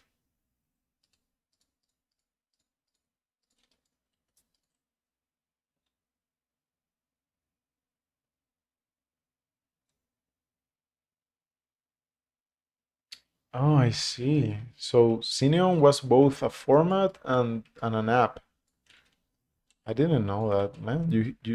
You have been around for a while, I see. I have been doing this stuff for a decade or so. Obviously, I didn't start with 3D. I started with motion graphics, After Effects, and all of that. But yeah, it's been a while for me, but even more for you. I mean, that's awesome.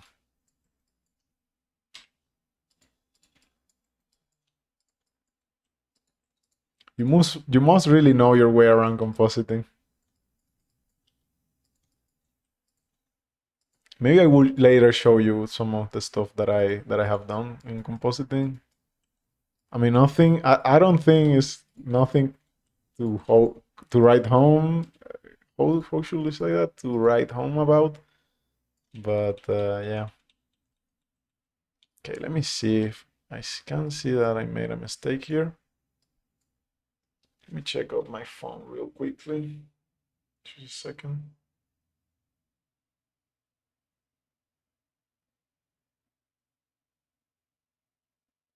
Okay.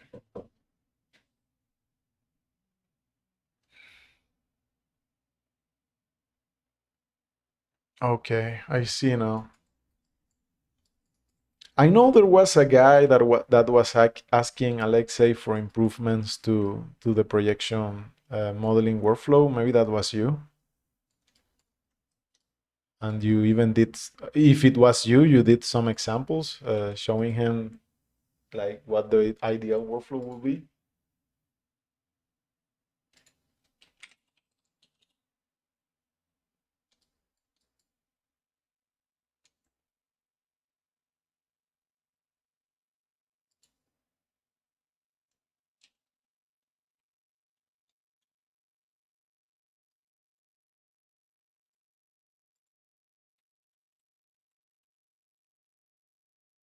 Okay, okay, that was you. Yeah, I always pay attention to all of that.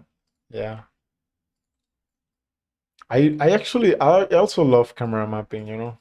And for VFX, damn, that's camera mapping is one of my favorite hacks, so to speak. And if you're doing set extensions, camera mapping is basically the the best way.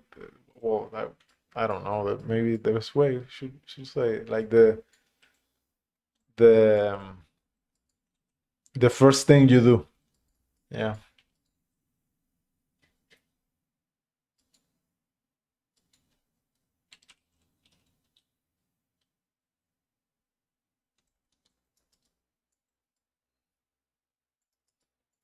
Okay, let's see. Yeah, I think that extra volume definitely makes a big difference.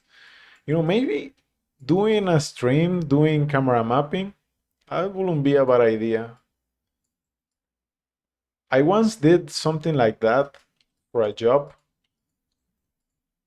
and it came out really good. It was a long time ago. I remember I had to do some mountains, so I did like a camera mapping stuff with some mountains. I had a lot of fun doing that. I remember that job. The only thing I had to do in that job was prepare a Fusion file actually, because I work with some guys that a studio that uses Fusion, but they don't have like a savvy compositor. They have people that use Fusion, but they are not experts.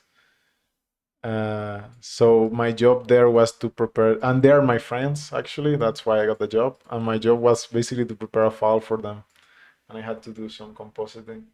Well, so prepare the file for compositing, and they do the hard stuff. Modeling, so you can use the camera to project into the scene and model within it. Far more useful to me than side, front, etc. Yeah, yeah, man. Yeah, camera projection. And as I only need to see what's facing the camera. True, true.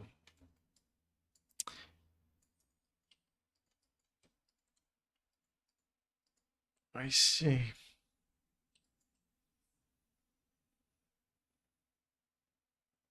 I was gonna say something and I forgot. Just do some extra. Was it about fusion? Maybe. Maybe I'm gonna remember later.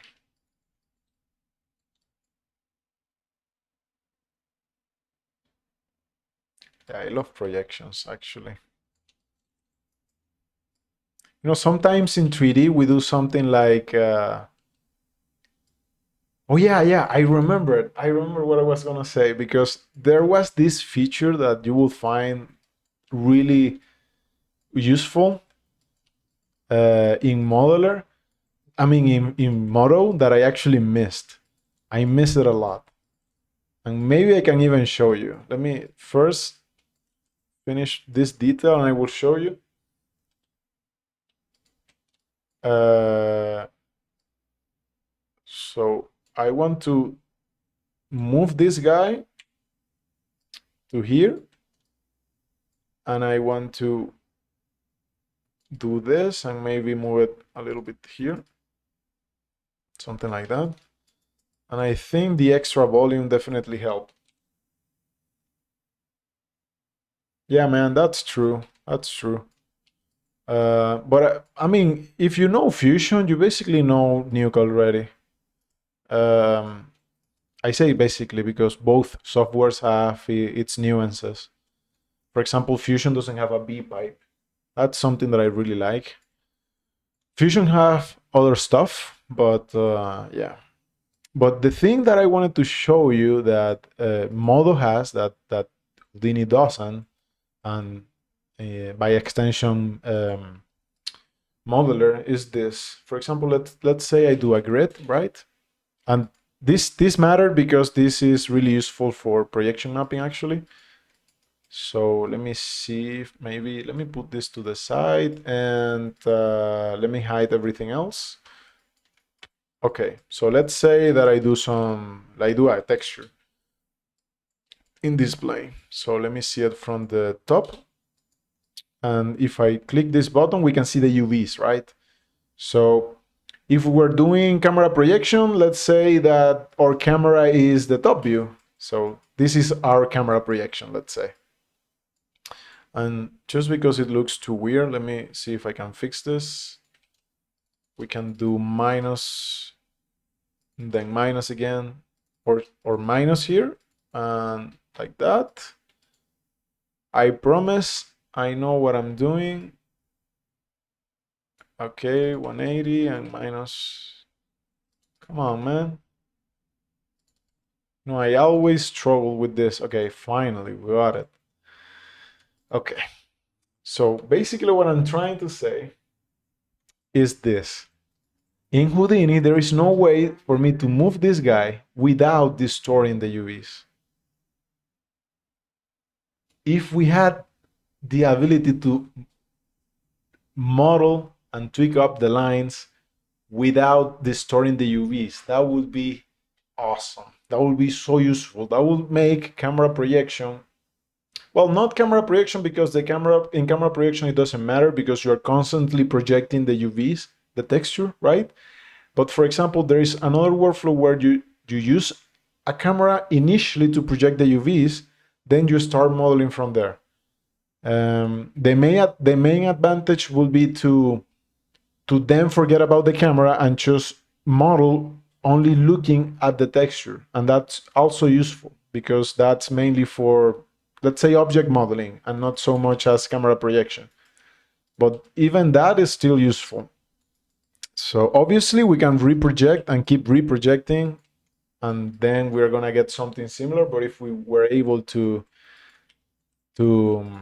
you know, not do that, that would be ideal. But yeah, man, I also, maybe I can also ask for that. Okay, now we're gonna be two people asking for that feature.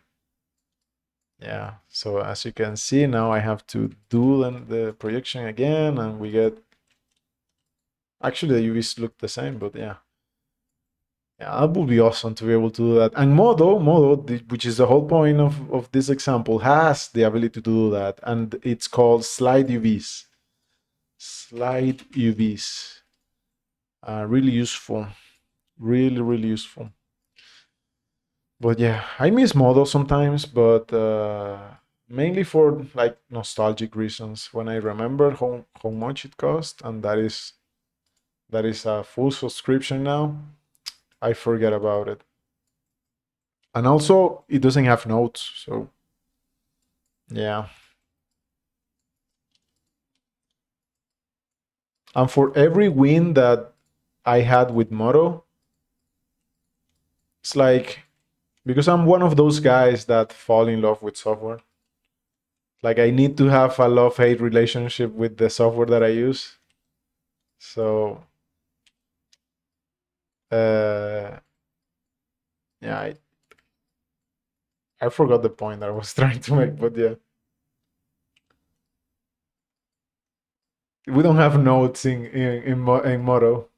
So that's, yeah, I think that's the main reason. Okay, think of cornerstone, example of minutes with a live prediction. You get, yeah.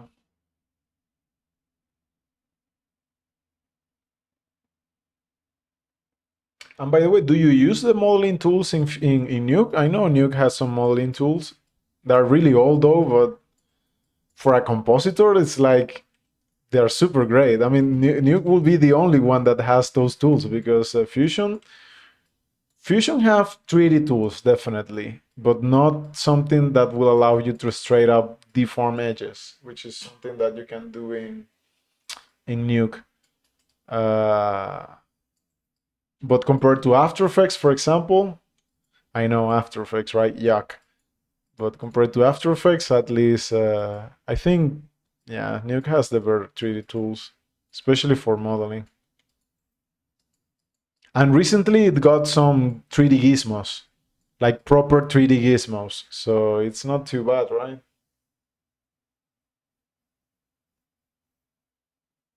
Okay, I'm gonna do that, man, for both of us.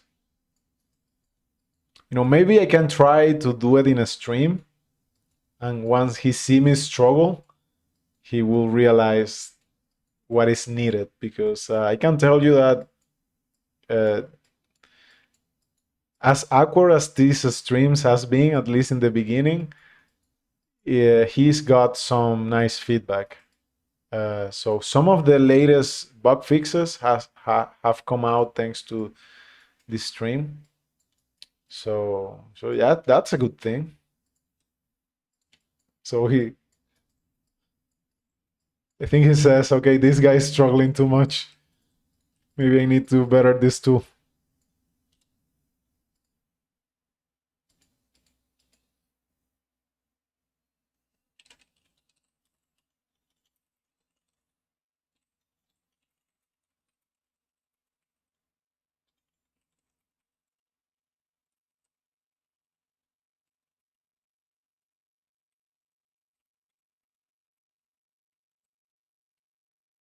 Nuke modeler is shit though.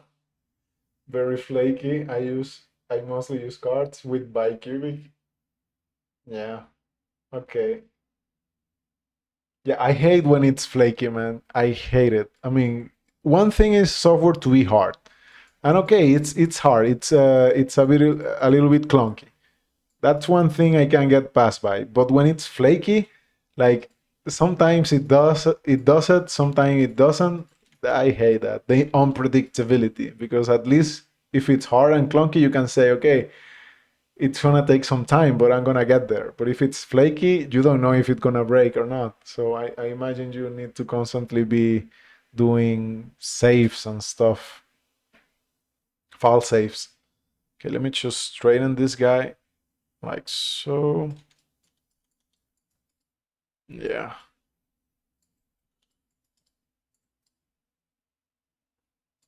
Let me see it in context.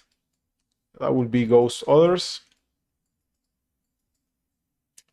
By the way, and do you have modeler questions?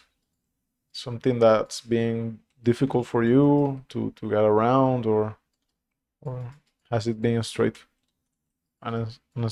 straightforward experience?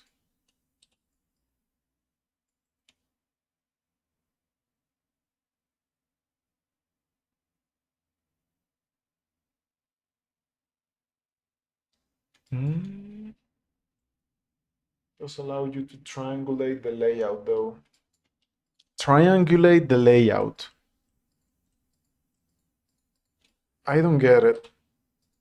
Like, let's say you have a point cloud from a camera, and you can make a like a blob out of all the points. Because you can do something like that in Houdini, and you can do it better now, because now since the 20 update we have better point cloud tools. I have not used them, but I know they're there.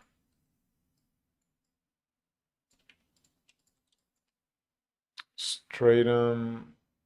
Let me go for straighten.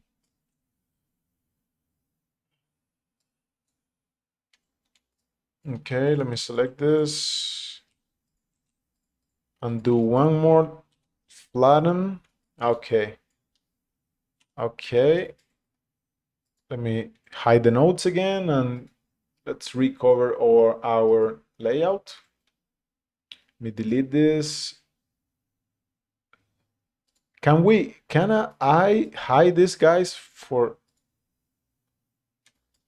sure? Maybe they are not going to appear anymore. Okay. Oh, I feel like the hip is too thin, and these rollers are way too big. So maybe we can come here and do this, I mean, I think that's looking better, man.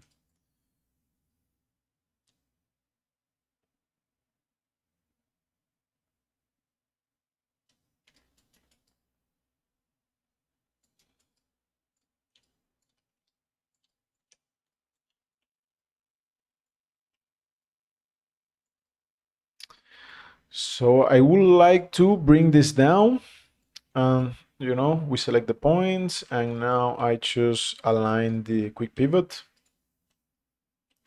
but it's not letting me do it. Let me just hide everything else and do it with this one. Maybe, I'm using the wrong if I do it by component and then I do it again. Okay, that was it.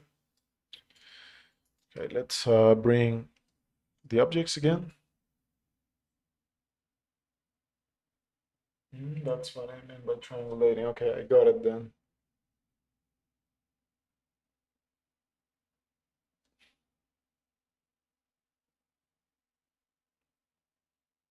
Oh, I see. I see. So you start laying out like a bunch of cards and then do the projection from there. If you use a point cloud as a base, that really speeds up the modeling. But I figured you will export the point cloud, bring it in with the camera to Houdini, and do it more straightforwardly there. With nodes, right? With nodes. So you don't.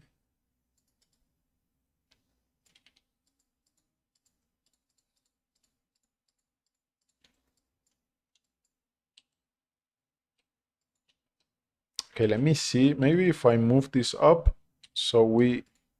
Okay, do that. Maybe we should select these guys like so. I don't think it's needed to select this. I think this two is enough. Now I move it up and I do, sorry, I will do it like this. Oh, does that look? Okay, I think that's good. Now we can slide this and do this like so.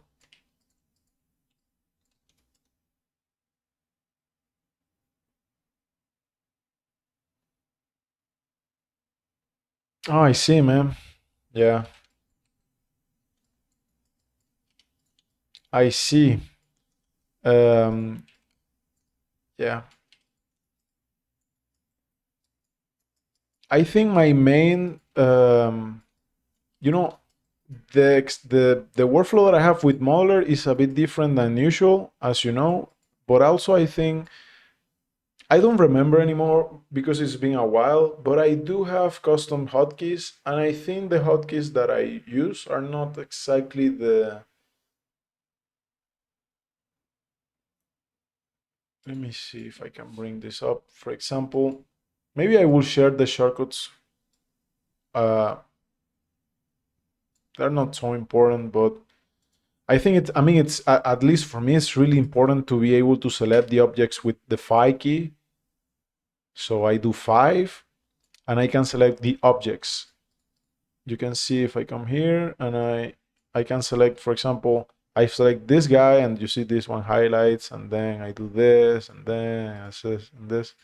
And then if I press 3 or 2 or 1, which is vertex, edges, and polygons or primitives, I get into the object and then I can edit. For me, that's essential. So and it takes a while to get used to it actually, so that will be my only advice. Like if you get frustrated at first, or I mean if you have been in CG for a while, so I bet you have a lot of patience, because that is one thing that CG taught you, like patience. But yeah, I have seen people getting frustrated over that, so it takes a while to get used to it, to switch between like objects and then subs and stuff like that.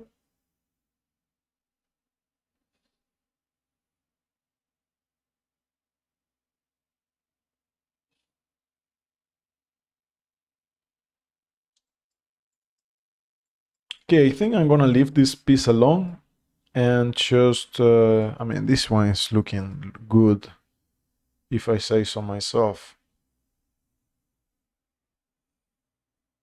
Yeah. I think we're lacking some volume here, but thank you, man. Just to bring up the notes again.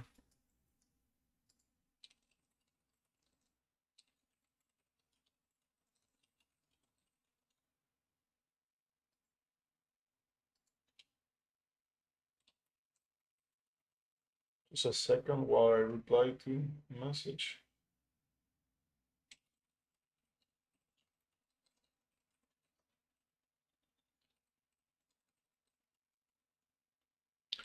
Okay. So I also think that maybe these pieces should be thicker. So I think it's a good idea to choose because I was modeling the like the case, the hard shell at the beginning, but I think it's better to, at least for this design, to get it right with the base skeleton and then finish the shell using that.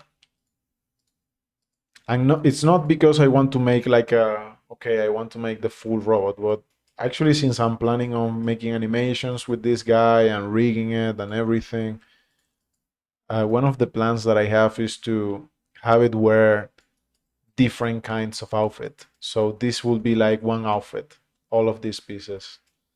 So yeah, and the skeleton is gonna be shown like in a assembling sequence or something like that because I want to make like Solaris tutorials with this guy.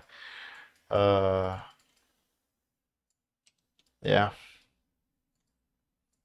So that's why I'm also building like the inside pieces. And if you see, for example, a piece like this, I could just like make a hot tutorial, like a graphics effects sequence or something like that. I really like those things as well. Anyway, yeah, I'm thinking so too. Yeah, but maybe I mean if there is something, let me see if a tube here would make sense. But let me take a look at the reference. What this guy is doing. Yeah, we're definitely.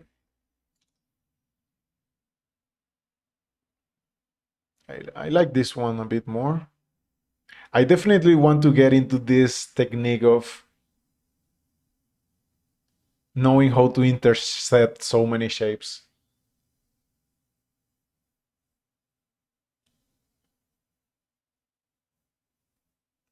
Man, this draw is awesome. Okay, let me see what we can take from this. And actually, we actually have this piece as well. So let me press N to select it and then tweak it and see how it looks now.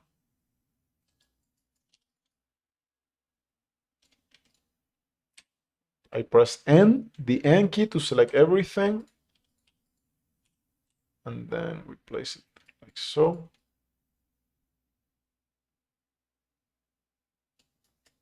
So yeah, maybe I can select these polygons. Let me do this and hide this. And then I do shift right click and I can do a Q-tube. Then I do this, and I do that. By the way, I figure out a way to be able to put on music, and the bot from Twitch is just gonna get the voiceover. There is an option to do that in OBS.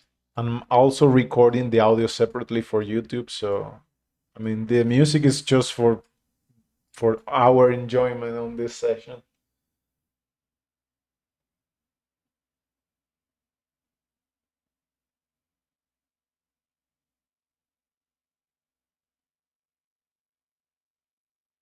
Oh man, that's an awesome question actually, and it's not. Um, when it comes to modeling, topology, even Boolean modeling, as long as it is polygons. Because if we are talking about CAD, I think it's a different beast, because in CAD you're really thinking about something else. But you can watch modeling tutorials from every app, from Modo, from 3ds Max, from, it's all the same, it's all the same. Obviously, once if you see me using nodes and weird stuff, weird Houdini stuff, okay, that's more for Houdini. But I mean, what do you have in 3ds Max? The edit poly, the turbo smooth, the snapping tools, it's all the same. So yeah, especially the masters. The masters don't use modeler in Houdini. The masters use, I'm trying to flatten this guy. The masters use 3ds Max, for example. So yeah. And actually, I should share this. I don't know if you know about, let me circle this and circle this as well. I don't know if you know about, actually, let me show you a cool technique. So I have these two caps, right? So maybe I want to put this cap here. And I don't even know if I want to do this.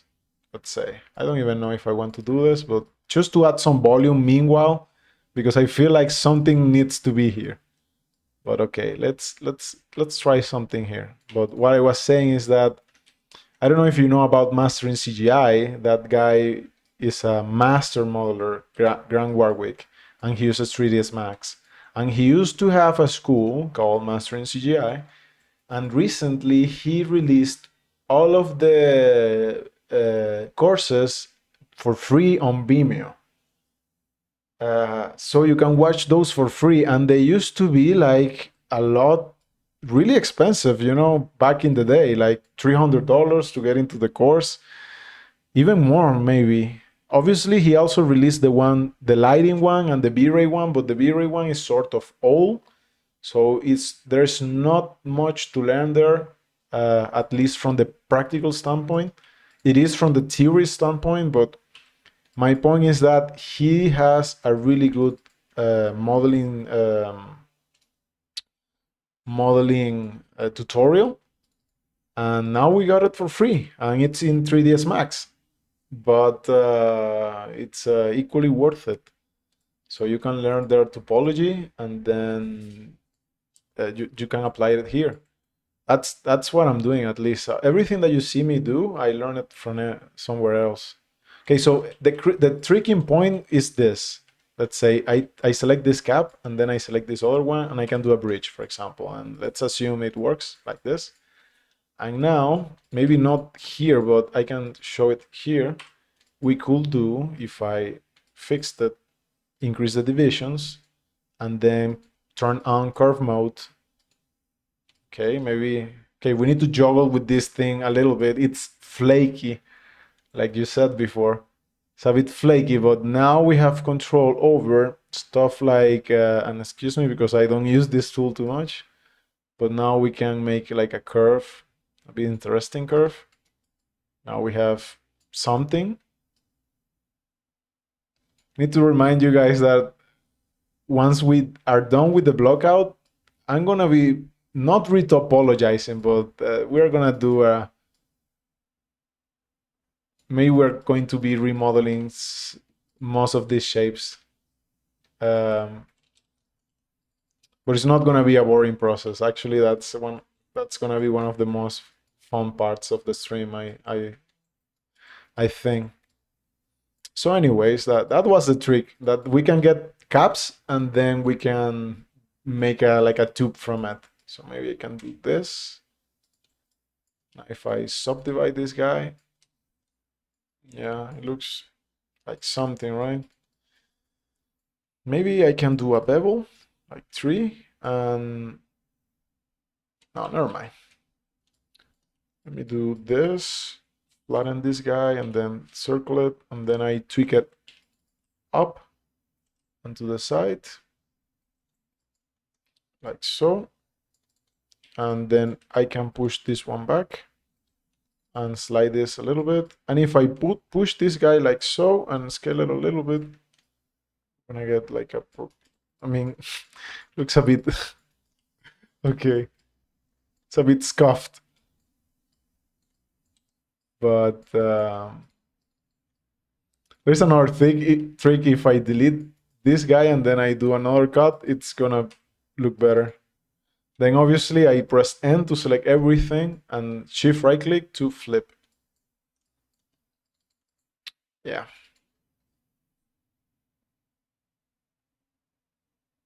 Yeah, you just look for mastering CGI. Maybe I can show you. Let me just let me see if what do I have here, if I have anything suspicious on my other monitors. Okay. Let me do a new window. Right, and let me do this first. Okay. If we go over to Vimeo, okay, if I know how to go there, I go over to Vimeo and then I go to mastering CGI. Okay, there's nothing. Let me see if I put it like this. Okay, maybe this is like my Vimeo page. Let me see if I can. Okay, search for videos. Let me see if I put ground work. Okay, let me do it the hard way. Mastering CGI Vimeo. Okay, here it is. I don't know what's happening with me Vimeo, man. But if we go here, and it's been a while since he. Okay. If we do, and this is a trick, if we do backslash videos, we can see everything, and we can put here, for example, I think there is a search here, and we can put modeling maybe.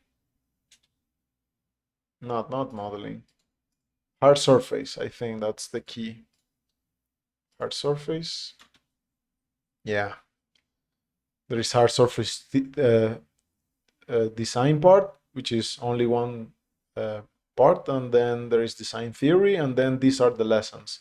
And these were expensive. It's more than 7. The other ones have another name, but yeah, these are really worth it. And also, I don't know if this is up yet, but I think this is the best subdivision course there is in the planet, and is from actually Pluralsight. Let me see if these guys are still exist. This is an old course, by the way, really old. But if we do Maya modeling, maybe it's still up. It's really old, but it's called complex shapes, complex shapes. These ones. This guy is well, he says in the introduction, he's a modeler from DreamWorks and Pixar and all of those guys. And this course is pure SDS goodness. So it's really awesome course. I don't think there is anything better than this. And these are 4 parts. I only watched the first one, and I think I learned everything that I needed to learn. So this course is really good. Really good. Yeah. And you can sign up for a free trial, actually.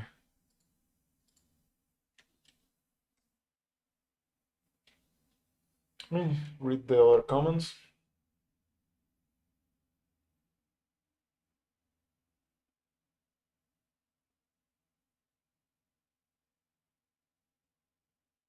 His name is, let me put here, Grant Warwick.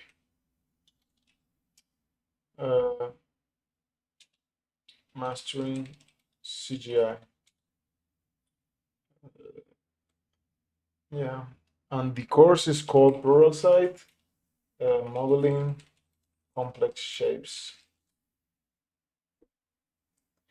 There is also a couple more resources. You can look for This is a Blender course, Blender guy. He's called John Dickinson, right? And this guy used to do a lot of motion graphics, After Effects, and stuff like that. Then one day he decided to be a modeler, and he went hard on traditional modeling. I mean, full SDS. This guy is so purist.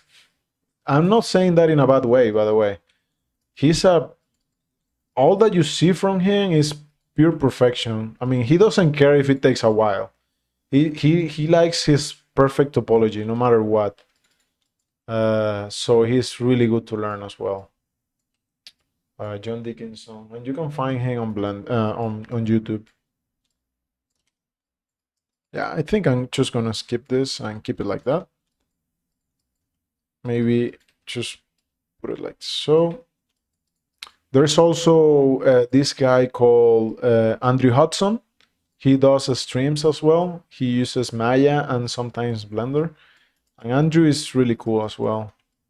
Yeah, Andrew is really cool. If you see him modeling in Maya, of course, he knows everything there is to know about topology because he's been modeling for 10 years, production modeling. So he knows what he's doing. But if you see him model in Maya, you will say, man, I can do this way faster in Modeler. I can do this way faster in Modeler. So that's a good thing. And he always says that Blender is better compared to Maya for modeling, but he needs to model in Maya anyways because he's getting paid for. I mean, it's the thing that we were talking about before, that having doing everything in one app can be advantageous. So it's the same thing for the studios that he works with. So I'm seeing that the mirror tool is not working right now. So since now we have an HDA to do this quickly, I just need to go up and do a refresh here. So we kick it in the butt like so. And wait a second, I think, oh, we need to refresh this one guy. Okay, so if we do this, okay, we get it there. Okay, that's not ideal, but yeah, that's why I want Alexei to do that tool for us. Okay, GL Music, he's good as well. He's good. I like his vibe. He's all like from the ghetto. Yeah, I like him. He's really good as well. He's really good. Yeah, I know of him. Yeah, yeah, he's good. I like him. But it's the same thing. If you see his tutorials, you will say, man, modeling in Modeler is way better. I mean, you know that Modeler is also available in Maya, and it's for a good reason. Alexei used to work in Maya, to model in Maya. I don't remember, so he's familiar with Maya, and he decided to also put, maybe we can add a detail here to also make Modeler for Maya actually. And if he's doing that, is because he thinks Modeler is superior. Because for Houdini is easy because Houdini doesn't have direct modeling, but Maya does. And if he's doing that for Maya, is because he thinks it's faster, and it is, because modeling in Maya is it's clunky, man. At least I think so.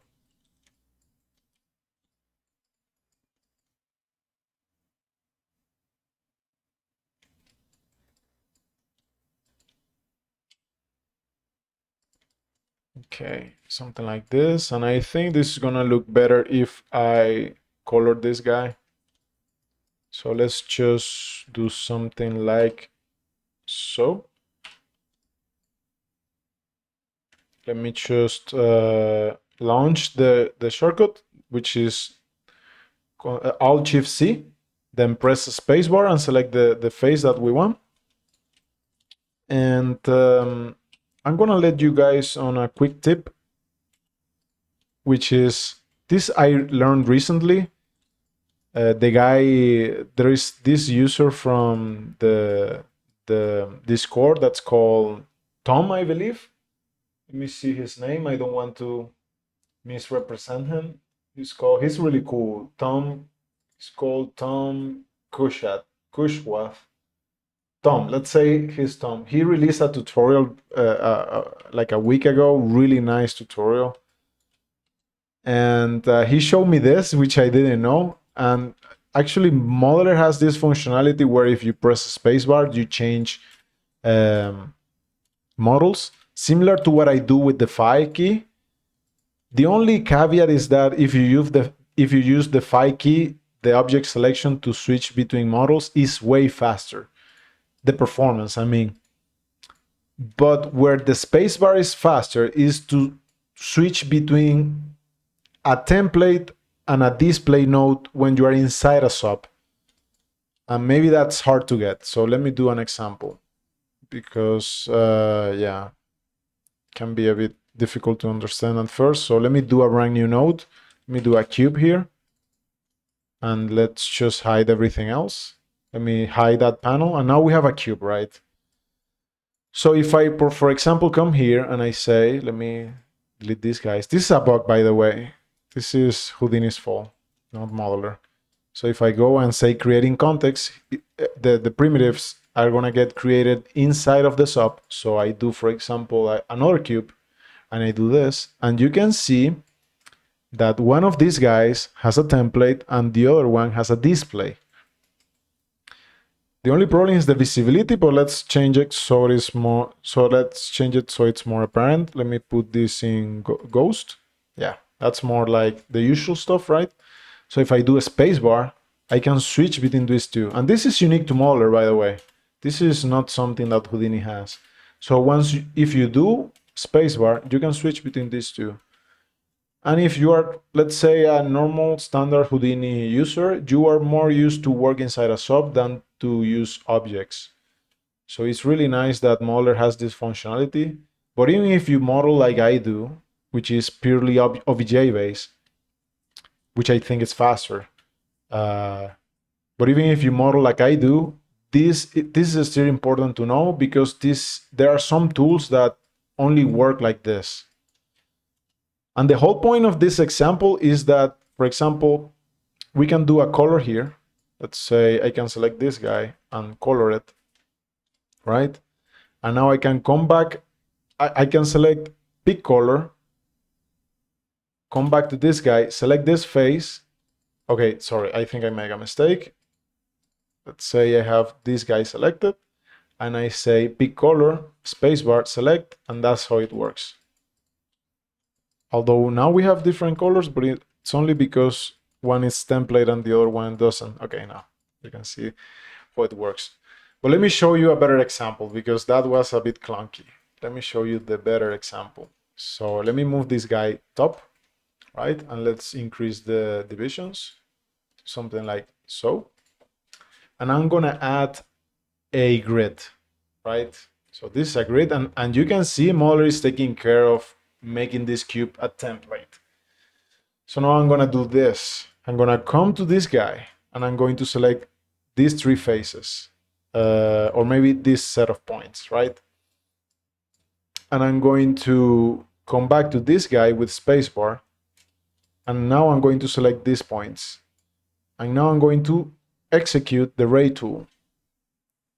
And now I need to do this, and you can see that Modeler saved the selection and set everything up for me with the ray node. And this is one of the cases where you need to know about the spacebar switch tool. Something to know, because at the beginning I didn't know how to use the ray tool. I was like, okay, why this doesn't work for me? And it was because of this. So it's also useful to know that you can switch visually the objects using the spacebar. Okay, so let me read the question. To use Modeler with, okay, and the native Houdini tool to use with Modeler goal combination. Yeah, man, yeah. Modeler in combination with Houdini, especially using subnets and modeling in a subnet and then doing the standard Houdini workflow, that's so powerful. So he's very useful. So I'll use separate objects are in context inside one sub. Yeah, you can model like that. But I find that difficult. I find that difficult or hard to manage, but because the moment you lose the template, then you're screwed. You need to go back and reselect the template and hope it picks it up. At least I was trying to model that way, and I found that difficult. In contrast to that, if you only model using OBJ like I do, you never have problems with that. Never. You have other problems, but you don't have those problems. So, and Houdini also have nice functionality with objects. It works sort of like a standard program when you use objects. So I think they go well together. So let me just get rid of this guy. And yeah. So let me see if I can make these guys bigger.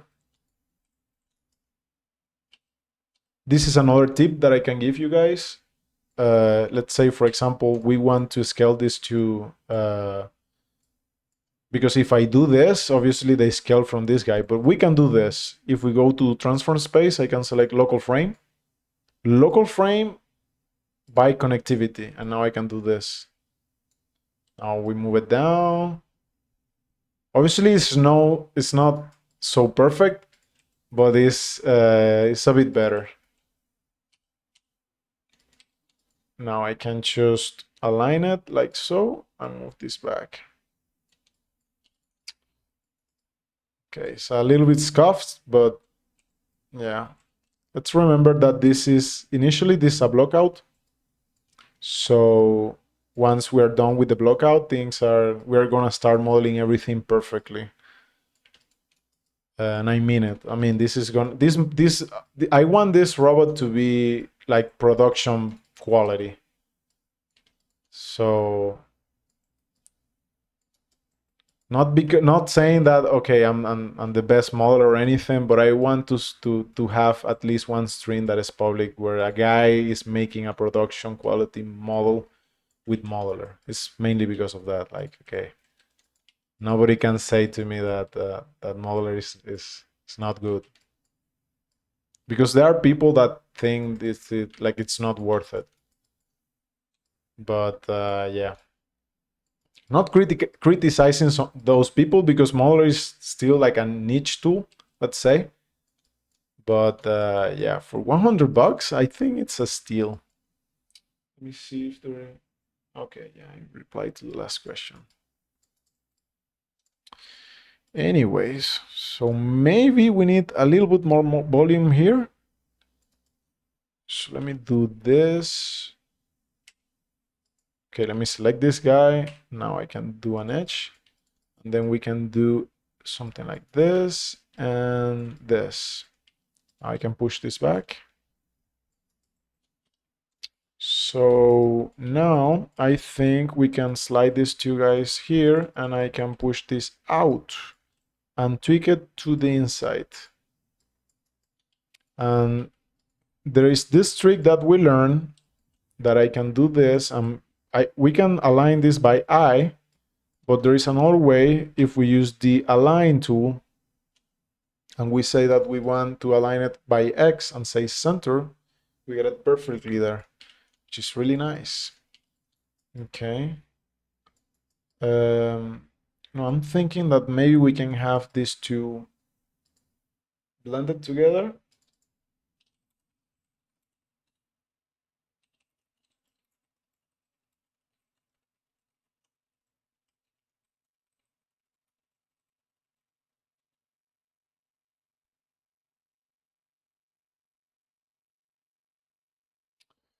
Okay, let me see if we can make this shape. We can connect this shape if we do a bridge. Okay, I mean that was easy.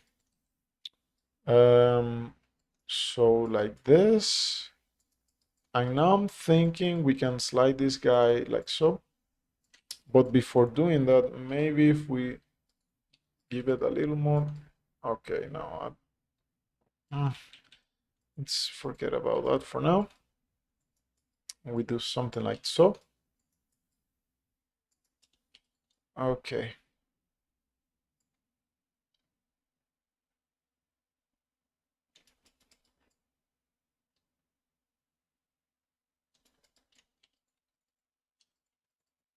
Let me select this piece, select everything and move it to the side now. So now we can make this piece a little bit more thick.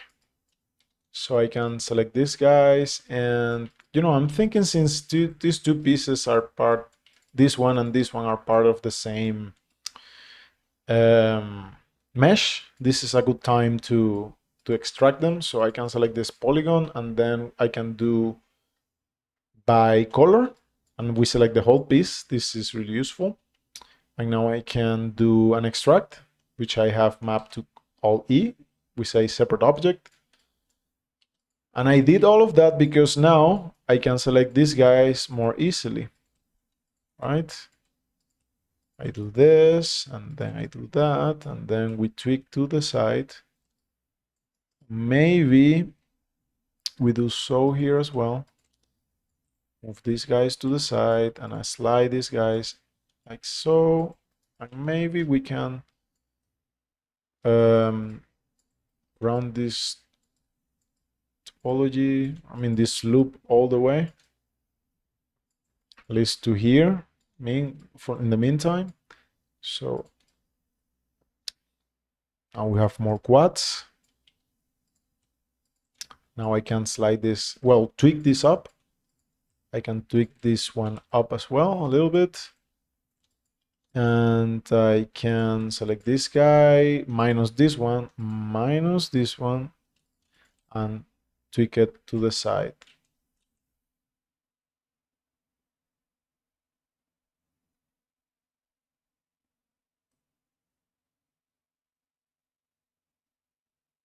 Let me see if I understand the question. Are you able to have all the shell pieces in one layer so you have an explode node to spread apart on a slider altogether?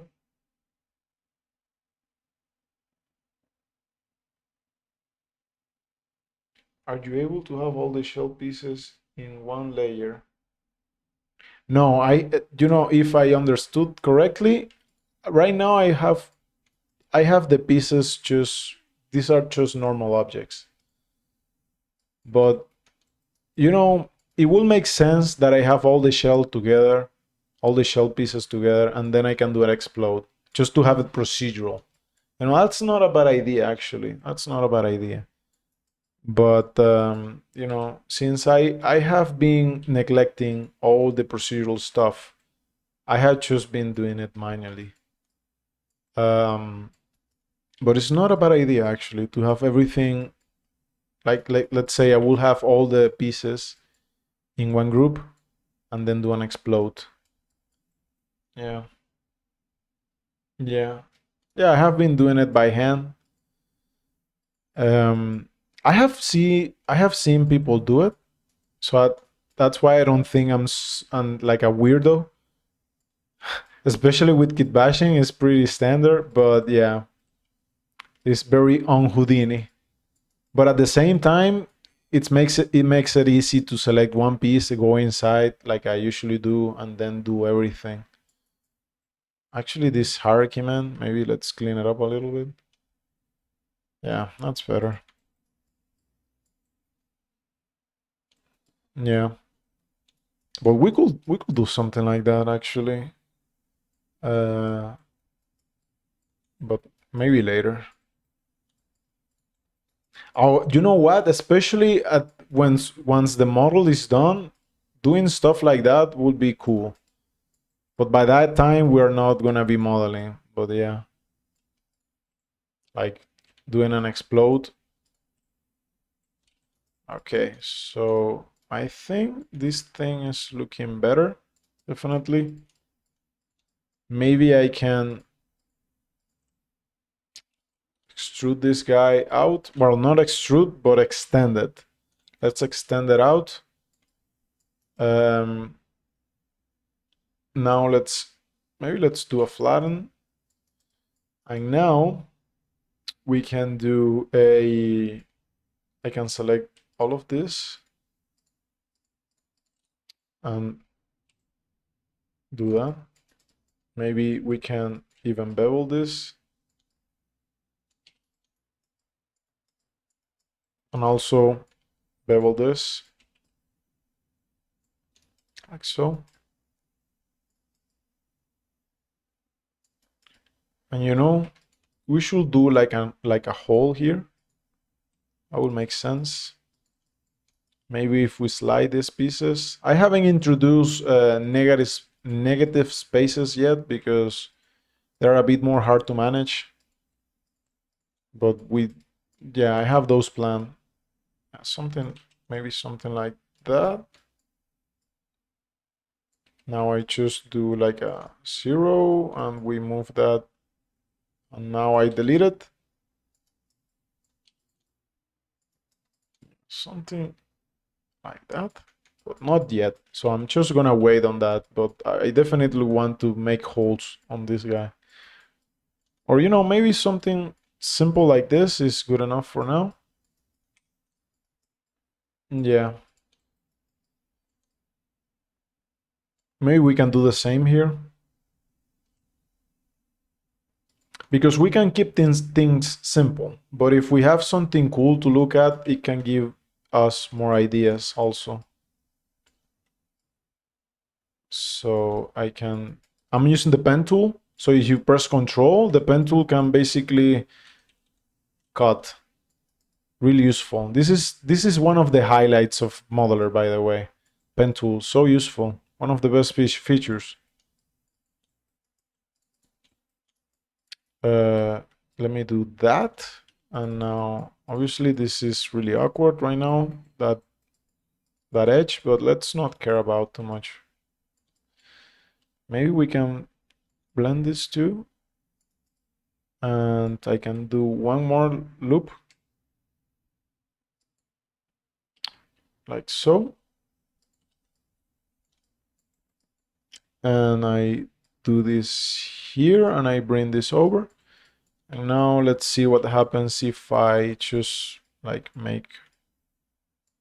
Okay, let's do this. I can blend these two guys together. Let's do this here. Okay, so it's a bit cleaner, a lot cleaner actually. Okay, let's select this guy. And now I can slide this guy here and select this one and push it in. And if we subdivide, okay, looks more interesting, definitely looks more interesting now. And now maybe we can make that thicker, so I select this and slide it over. And with the pen tool, I select this point and I move it like so.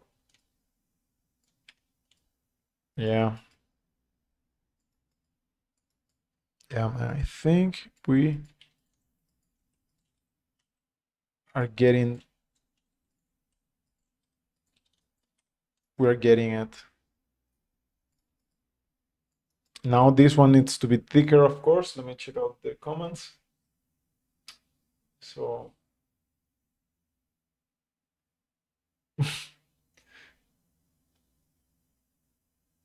oh man, plasticity is awesome.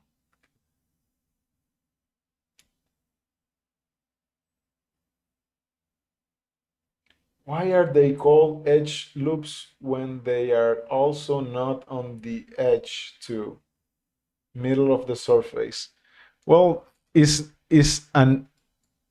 not the edge of the model, it's an edge loop. Imagine these are people, so they are holding their hands together.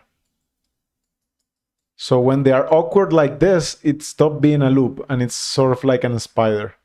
So this is actually, no kidding, called a spider. When you have a vertex that has 6 or 5 neighbors. But when it's a loop like that, like a row of people holding their hands, it's called a loop. And when they are adjacent to each other, they're called a ring. And about plasticity is awesome. I haven't had the time to get into it properly, but I do have it here actually. I have some cool toys besides Modeler. Believe it or not, this was like a gift. Like a friend of mine bought the studio license and he gave me a a copy, so I have it here. Mainly because I can learn it and then teach him how to use it, but I haven't had the time to use it. But plasticity is awesome. It's really good, especially if you want to design stuff. If you want to design stuff, it's the best. Let's say I'm doing it the hard way because I'm designing a robot, but doing it with straight up poly modeling. It's more like old school. Um, and it's hard to get some details. It's way harder to get some details using only polygons.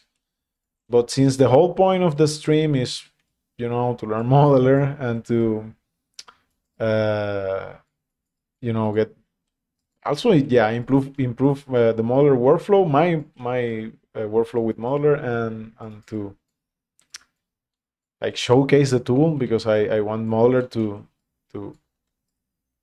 to do really well, to sell a lot of copies. So Alexei doesn't have to do anything else. So that's another point of making this.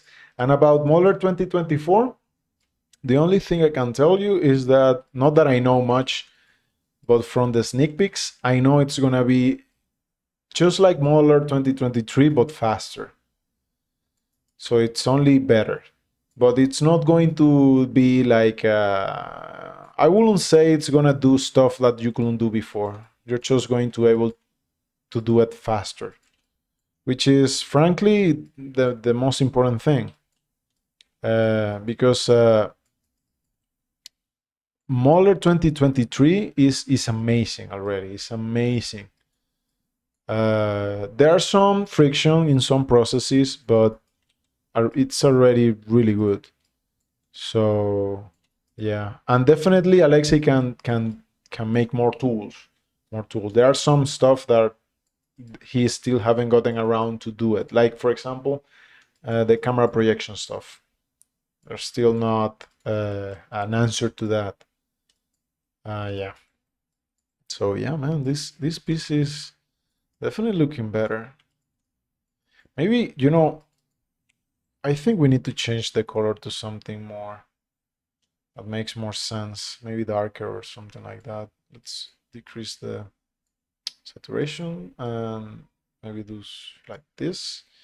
Let me go over and do, I can select these two guys and do a select by color and then increase the selection with this command, by the way, grow.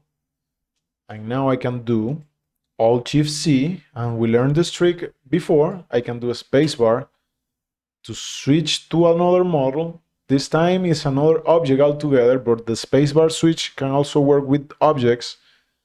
And I click, and then it picks up the faces. If that looked complicated, remember that we have the information here. We can do, you can switch between objects using the spacebar to take color from another object's face. Really nice. So let's do the same thing here. So Alt-Shift-C, which is my shortcut, I believe, and then I click this face and we pick the color. And that was smooth. Let me see the comments.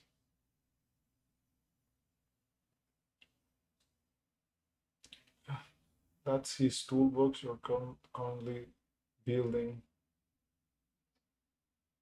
It's now packing a punch.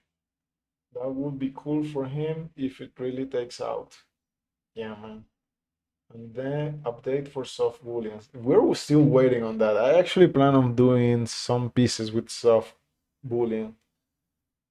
Because soft boolean is one way to get plasticity like or cat like edges, bevels. That's one way to get them.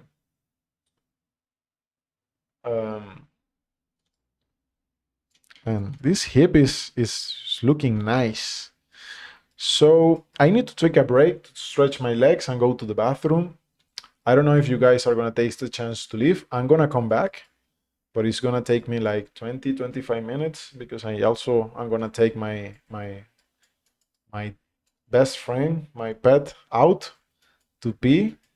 So it's gonna take a little while, like 20-25 minutes. So I'm gonna come back, but yeah, just gonna take a little break. I really like that you have come here in case you leave. You really made the stream fun. Actually, you are the real two first people that come here and I can speak to. So I really enjoy that.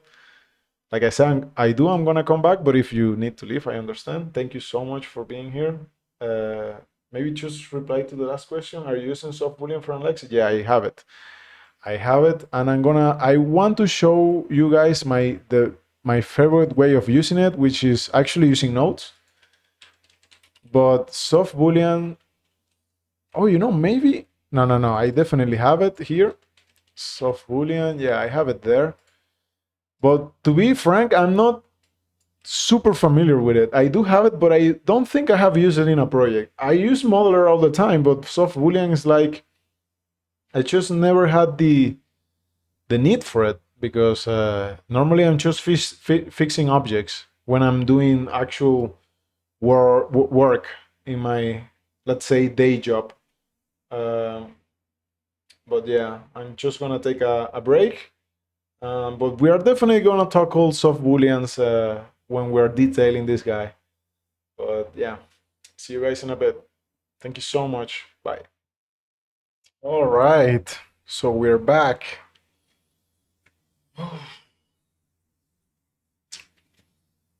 So you have two cats. That's nice. I'm also a cat person. I just don't have cats right now. I used to have cats back in the day.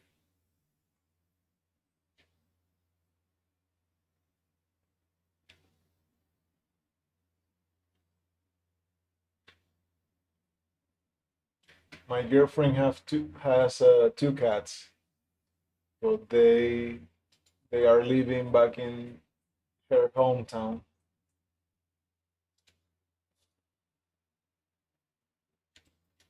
Okay, so we're back with this guy. Let's see if we can detail him a little bit more before we leave.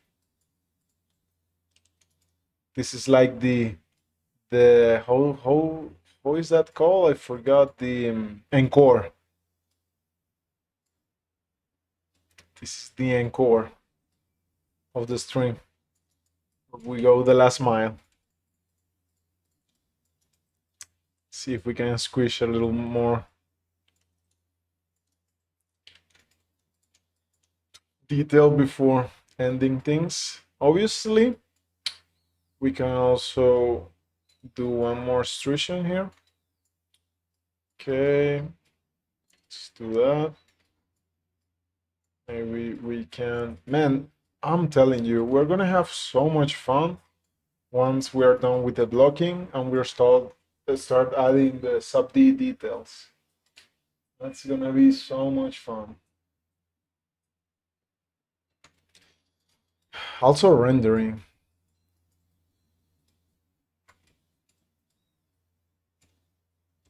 Literally can't wait.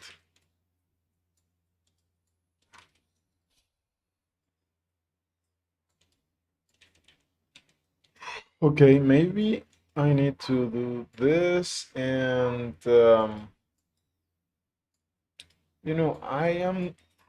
I'm not too keen on doing details like this. Not this one, the one that I'm thinking right now, but let's try to see how it looks. Let me choose first this. Right now I'm just preparing the mesh for the extrusion that we are about to do. Let's straighten these guys. I'm telling you guys, this tool is so useful. The straighten tool, oh my god. Definitely these tools are made my life way easier.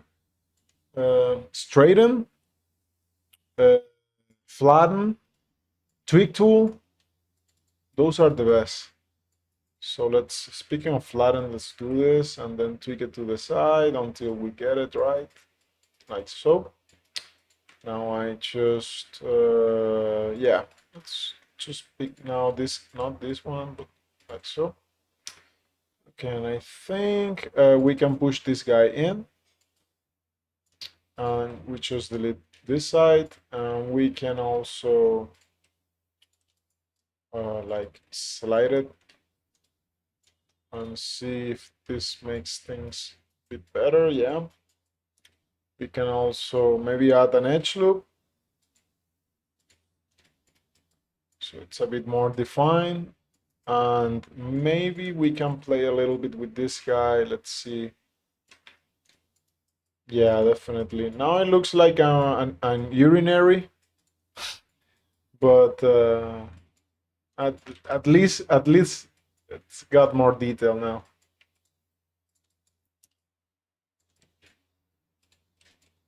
Like I told you guys before, I think it's also good that we have some detail even in our block, even while we are blocking stuff, because that can help us get more ideas, and that can only be a good thing. Now let me move this guy up maybe, and definitely trying to do a flatten, something like that.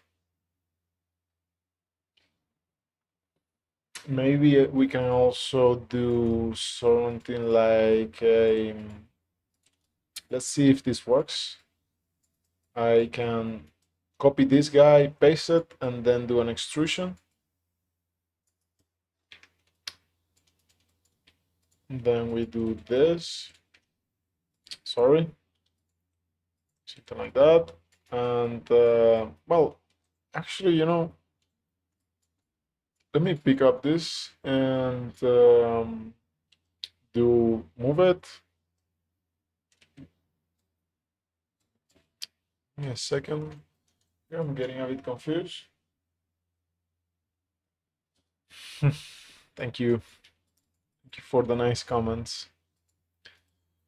Yeah.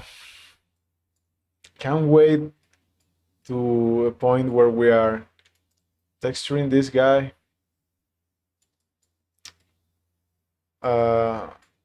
We're gonna do the UVs with UDIMs and everything. Like I say, this guy is gonna be like production quality. Like lots of UDIMs, lots of texture details.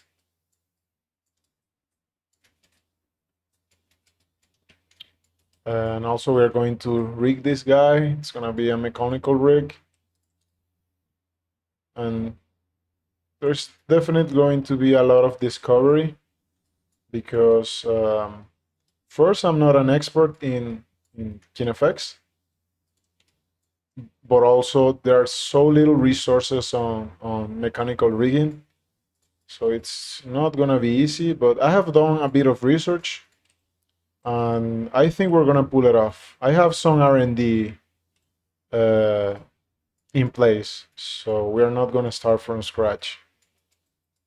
Obviously, there is also Apex, but we're not gonna touch Apex yet. But I think Apex is really awesome as well.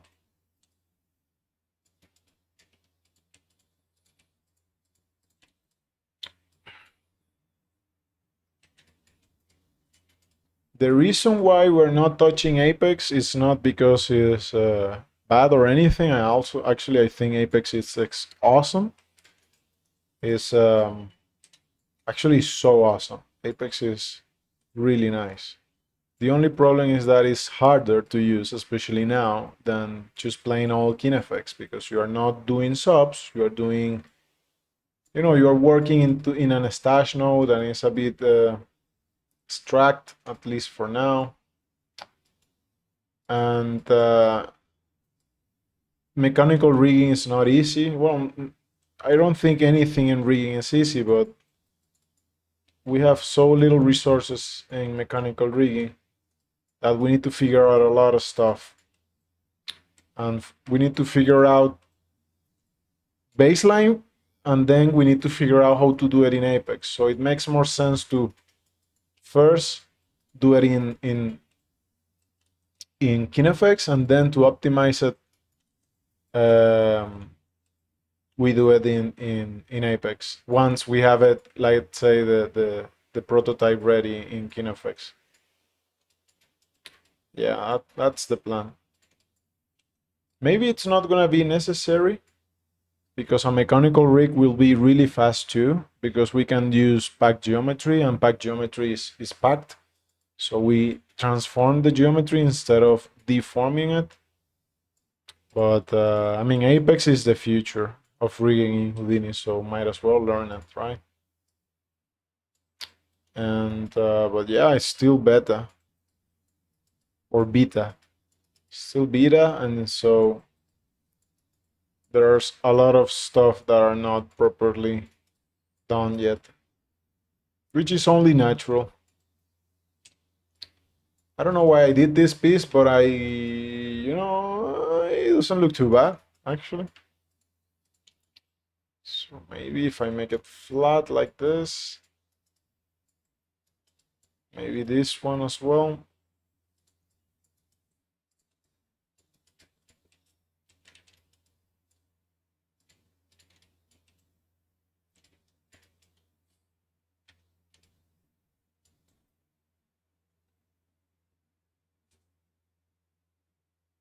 I don't think SideFX is gonna allow themselves to be bought. Maybe they already made their offer. But yeah, I mean, if you notice, SideFX is there. They really think differently from other programs. For example, I have never seen them bought any technology. They do their own thing always. Please correct me if I'm wrong. But yeah, they mostly do their own thing. It's not like, for example, Autodesk that has bought a lot of stuff. Even Mash, the motion graphic toolkit that they have, they bought it from the guys that do Cavalry. And there is also the Bifrost stuff. They also bought that, and also Arnold. They bought it and then integrate it. So they always buy stuff. They don't do their own thing. Not saying that it's good or bad. It's just that they like to do it that way. They like to buy what's working right now instead of reinventing the wheel. But Houdini side effects doesn't do that. They like to do their own thing, and that's one of the things. That's one of the reasons why I think Houdini is so special.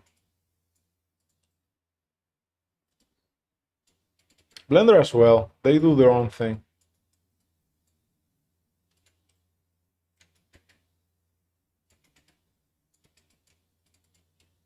Although recently Blender is looking more and more like Houdini, but I think that's good because the more people are into nodes, the better.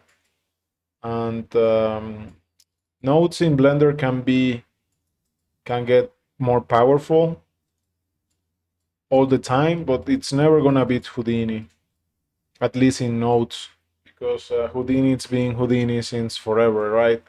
So they're not gonna. I mean, the architecture, the interface, and everything. It's built around nodes. But for example, Blender needs to accommodate several workflows, several people, so it's different. Not saying that I'm only speaking from that point of view. Not saying if it's better or bad. It's just that Houdini is optimized for working with nodes. But yeah, that's only my opinion. But you can use both. There are some stuff in Blender that are really sexy. Actually, I have used Blender in production. I actually have it there here. Here it is. There is Blender because there are some add-ons in Blender that are just incredibly useful. I have used Groove 3D, and Groove 3D it's like an speed tree, and it's really awesome. So I have used it for that, mainly for add-ons, which is funny if you think about it. But it's like After Effects. After Effects has gone to a point where you cannot use it vanilla. You always need to have a plugin installed because the barebone program is so deficient.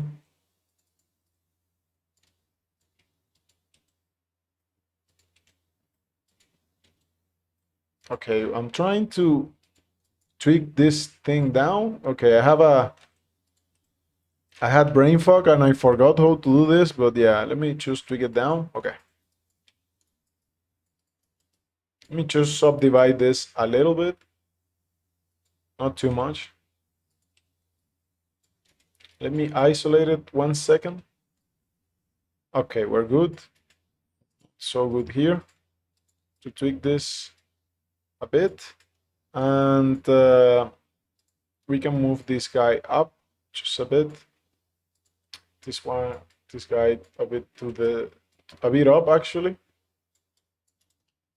Then we'd slide this guy back up and down. And now we have proper, well, not proper, but a more even distribution. Not that it matters actually, but yeah. Maybe let's define a little bit more this profile. Oh, okay. So let me just do an auto flatten here. Let's do auto, and then yeah, man, this tool is so useful. Let me tell you. Flatten tool. Obviously we can slide this guy to the side, and then I can push this guy down, or maybe let's just do flatten down. And now we can hold this edge. We can also do this, so that's gonna be easier. Press C. If you press C, you switch from the different modes, crease or round. And creasing is more useful for subdivision. Maybe I can delete this one. Okay, maybe this one's too much, only 2. And we need to do the same thing here. Okay, I'm having some trouble. Let's do it. Yeah.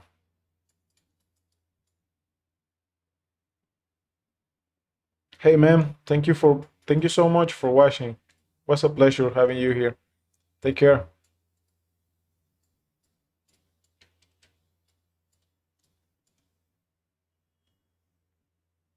Bye.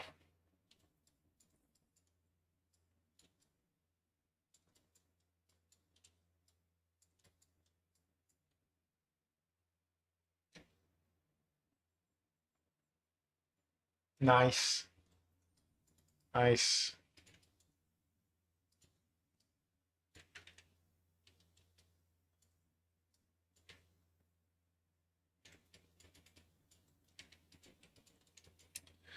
So I'm gonna flatten this guy down. Yeah, I like this shape more. Then let me select this edge, and I'm gonna do a flatten once again to the side, and then slide it a little bit. I don't know what is this edge that's coming up. Maybe, okay, let me see if that fixes it. Okay, that's better, I think. Okay. It's a bit weird around here, but we shouldn't even be doing this sort of detail yet. I just can't help myself sometimes. Uh, okay. I think we can flatten this whole section. Auto. Let's see how that subdivides. Okay, that's cleaner. Okay, sorry. Okay, all good. Yeah, I think maybe not. Just come here and do this.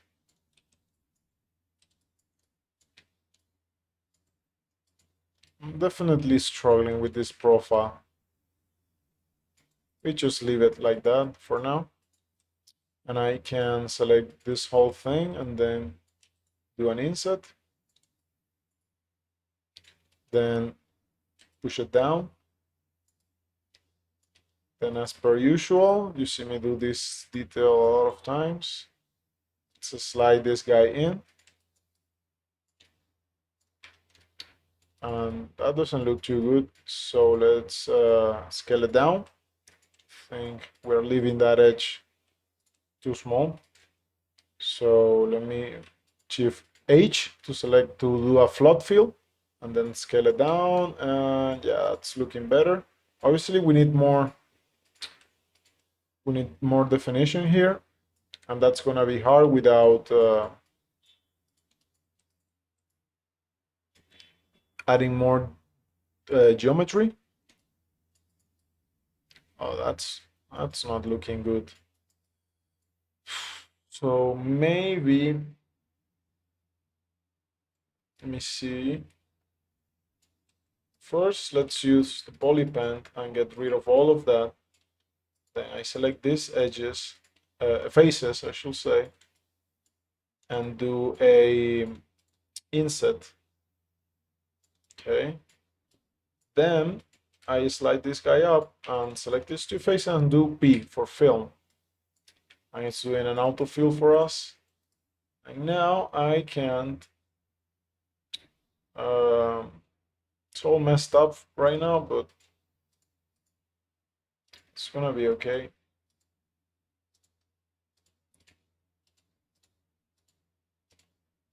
Okay, okay, let's do an auto flatten. We keep getting this thing deformed, but it doesn't matter because you know, you can model everything really carefully so that, I mean, you never make mistakes. But I think that modeling fast, not saying that I do it fast, but that's my intent at least. So modeling fast, I think it's better because you iterate faster than to try to get it perfectly the first time. So even if you make mistakes, you fix them so fast. Maybe let's leave it like that for now. So even if you make mistakes, you fix them so fast that it doesn't matter because you are iterating faster than you are making mistakes. So you compensate. And the best thing about it is that you don't, let's say, bring you don't. What should be the right way to say this? You don't bring yourself down because you are not modeling everything so perfectly. You're just, you just work fast and that's it. If you make mistakes, you correct them fast. Or, I mean, sometimes you need to think about every edge that you're doing, especially if you're fixing topology. But some other times, like right now, I mean, we're really messing around here. So we're even designing, so we're pushing things around, so we are expected to make mistakes. And if you think about it, it's been good because I mean, it has been a better outcome because that has allowed us to discover a lot of new tools and techniques. Yeah, I think this is. Let's leave it like that for now. Let me select this, and remember we can increase the selection like that, and let's keep it like that for now. So let's press I to get. Oh no, let's not select anything and press I. So we do that, and yeah, I think this is a nice detail. It's definitely going to look better once we the main hip is also detailed. So let's flatten this guy just so it matches, and we tweak it up like so. Okay, now we can slide it back up. And also we could, and I promise this is the last detail we do here, we could also up these guys. And why don't we try something new? So I'm doing this. Let me see if we have that tool here that would be useful. Actually, that would be so useful that let's add it. The tool that I want to use is transform, and it's a tool so useful that it's actually a crime that I don't use it more often. So let's see, it's called fall off, and I want to use fall off with points. I want to have it available with points. I want to have it with edges and with faces. So I come here and we say in script, after a line, we say fall off. We come here and do that. Here as well, we have fall off now. Now I say apply, apply, and apply. Then we say reload and start modeler again. Let's get rid of this guy. We select this and say delete. Let's see, it's a little bit stubborn. Ready? Okay, now we do shift right click and there is our fall off. So we want this to be horizontal. Actually, can I rotate? Okay, yeah. Let's, oh no. This is actually, if I rotate this guy, okay, it seems like it fixed itself because that is exactly what I wanted to do. But I don't even know how I got it right. So let's try it one more time just to make sure. So let me bring up the notes. And delete it. And let's take this chance to also delete the history. So we have a single piece. Let me save. And actually, let's make a new version just in case. So it's going to be version 33. That's it. Okay, so now let me select all of these guys. No, not of all of these guys, only this. Shift right click, fall off. Okay. Now I want to do horizontal, not vertical, but horizontal. So how do I say that I want to rotate this guy? So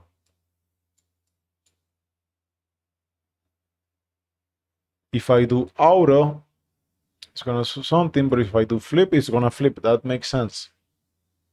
If I do draw, how does that work? Let's read the documentation for a second here to see what's up. Okay.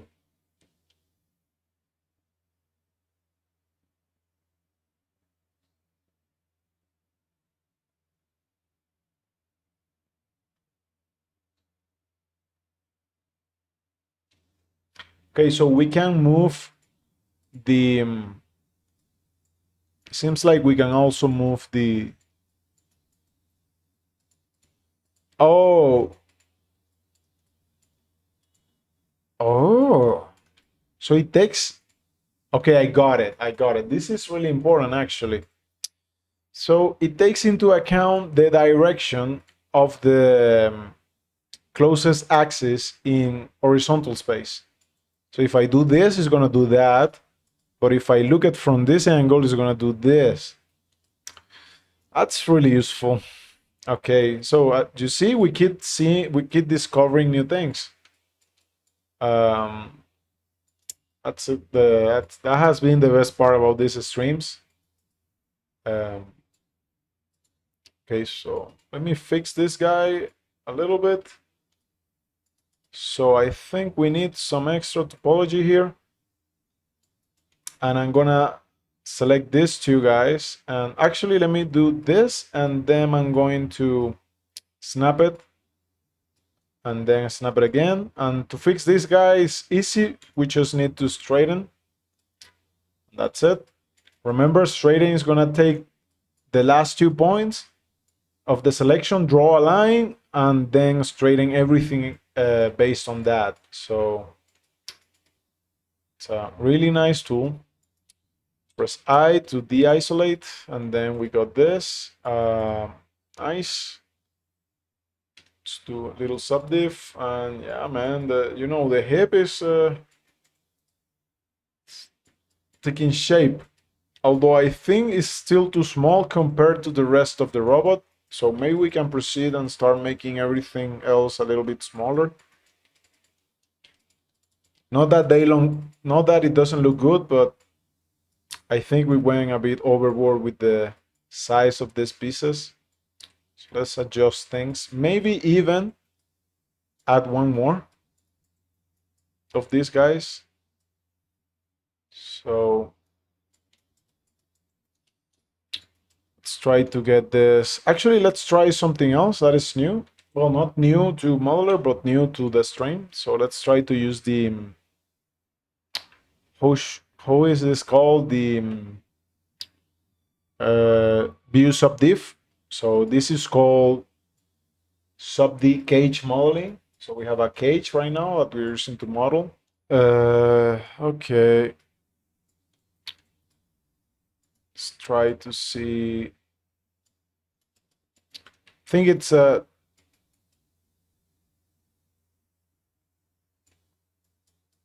if we're doing this, I think it's only proper that we add some more topology here. So looks good in subdiv view, like so. And maybe we can make this edge more apparent by doing something like this. I can select all of these edges and then tweak it out. Then I bring these guys closer. If I'm okay, having some trouble selecting these guys. Okay, now the edges. Okay. Okay, we're definitely selecting the edges, as you can see here. It's just that Houdini was having trouble refreshing the view. So let me restart modeler in case it was modeler, but it seems like it's playing Houdini. So let me see if I can switch objects. Okay, let's come back here. Sometimes you need to kick it in order for it to... Yeah, you see these edges are so weird right now. Okay, let me see if I can do something about this, because maybe it's my fault, or maybe not. If I delete this slide, yeah, it seems like we might have made a mistake here.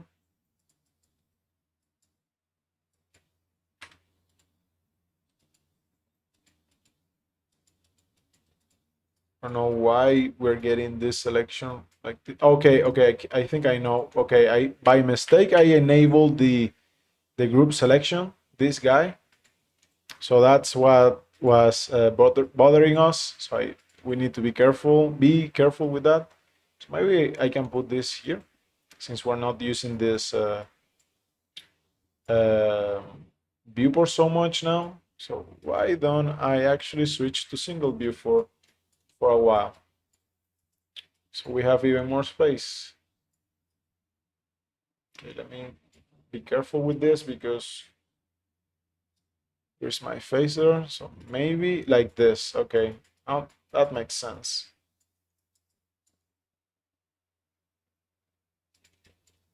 Let me delete this and come back to the subd view mode.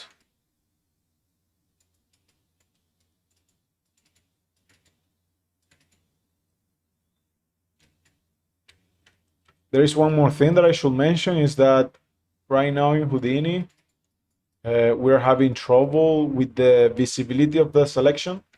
So I would like to point your attention to this box right here. You can see that we have indeed geometry selected. That's right now the main problem while using subdiv mode, view subdiv mode, the cage modeling. that it's hard to see the edges. So maybe I do that, and I can do this.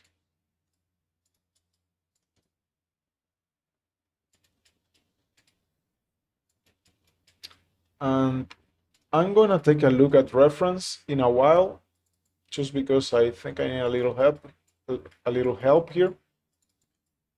But let me delete these faces and for sure increase the size of this guy. Maybe let's make it a bit chunkier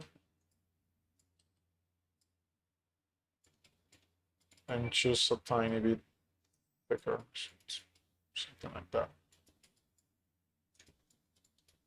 Now we got these guys, and I can increase this selection, and we can do a color like so.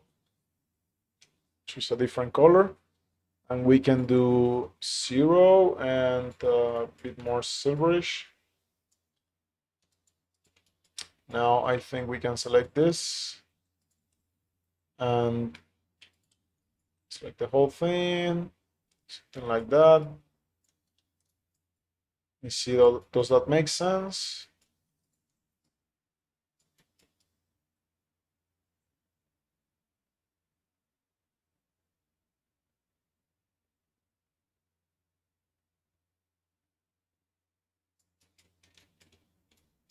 I think it's it makes sense that this guy is thicker.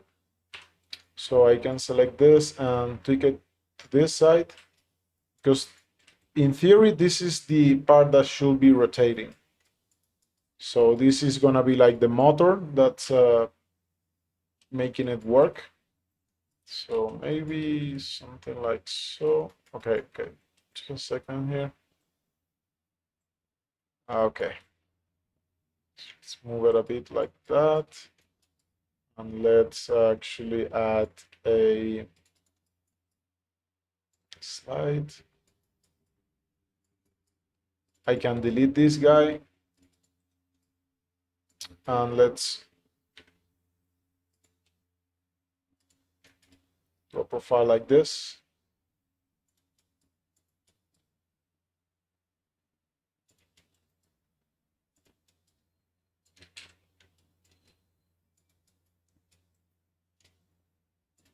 See if we have some reference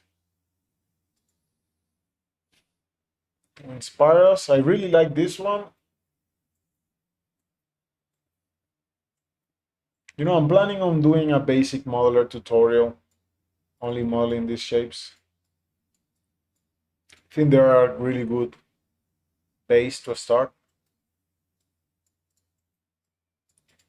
But for now, let's focus on the roller joint from the hip.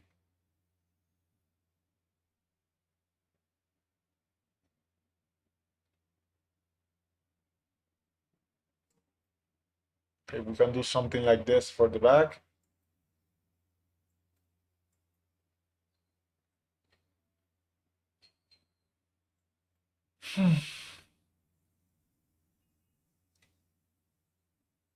Something like this also looks good. But that wouldn't be the roller joint, that would be something else. Let's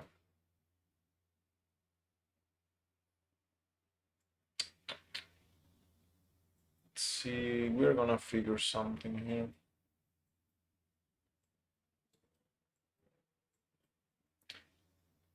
I should.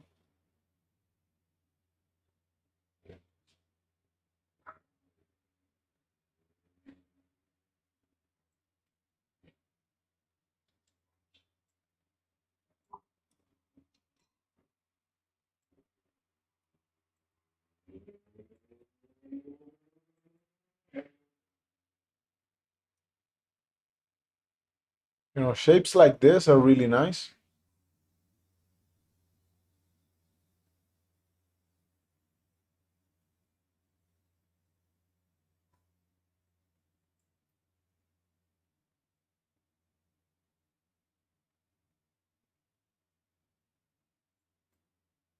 I think this something like this makes sense. So it's basically, hmm,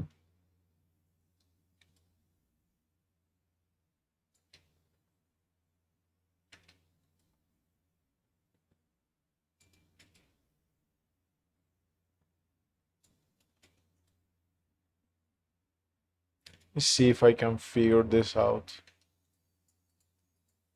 Let me select the whole thing, and then I'm going to increase the selection, like so. Then I'm gonna scale it up, maybe decrease this. Oh, come on. Let me just come back to the polygon so I'm sure where we are at. Select the whole thing, and I do this. Then can select this. I can make this a bit bigger.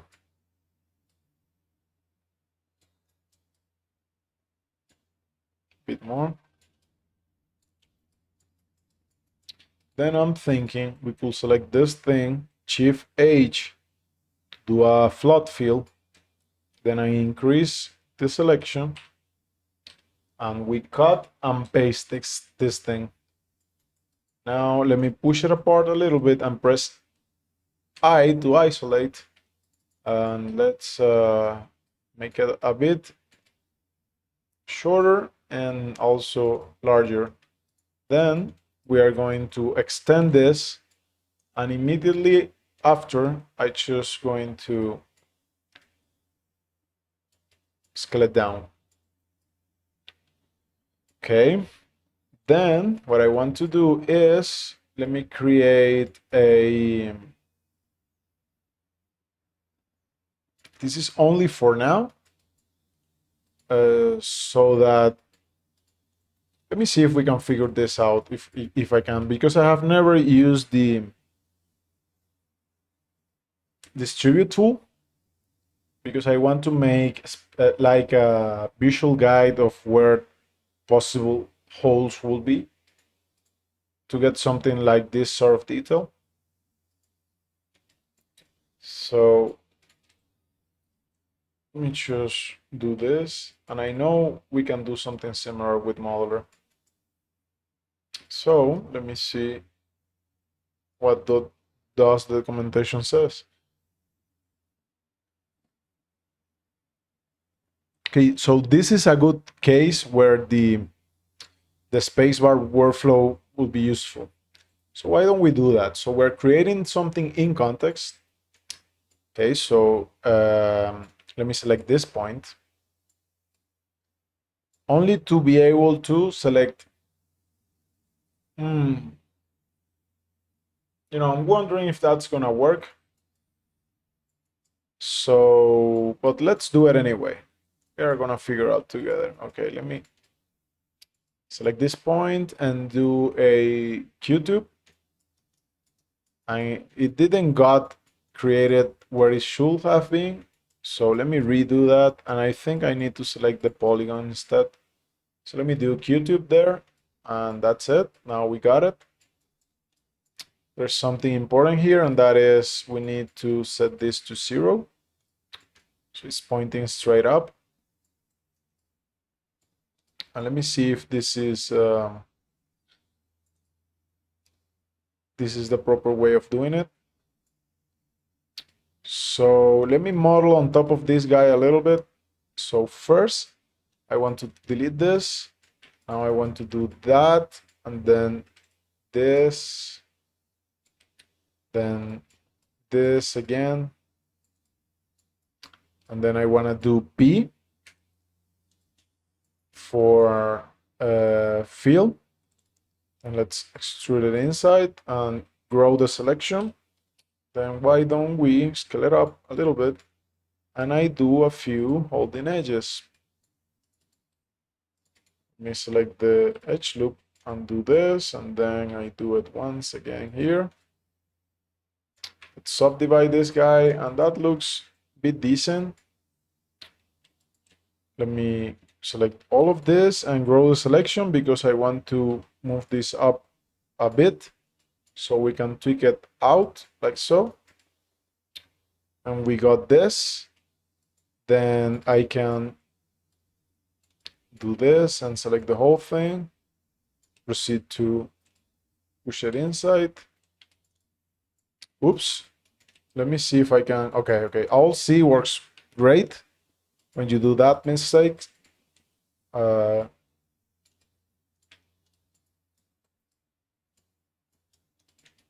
let me see. This is good. Okay. We're getting a bit creative here.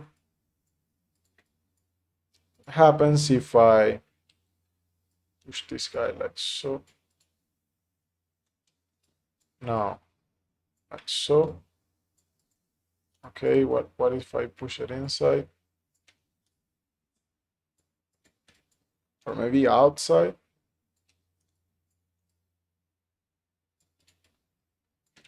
Okay. So I do this and I say move, but let me do the line it with the quick pivot. I think I'm not using component. Yeah. So let me do that and we get this so I can push it out. Then we can scale it down, that axis. And what do you guys think? I think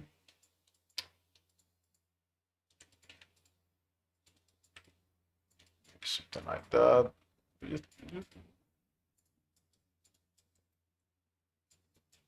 Yeah, I don't think that's working, but was worth a shot. At least not for now. It's definitely gonna work later. So anyways, we were about to, okay, made that mistake again. So we were about to select this guy. So I select this guy and then I press spacebar to switch to this node. And then I want to select some points. Give me a second that I think.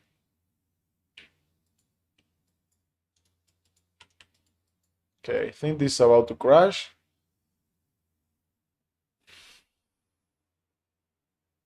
Let's wait a little bit.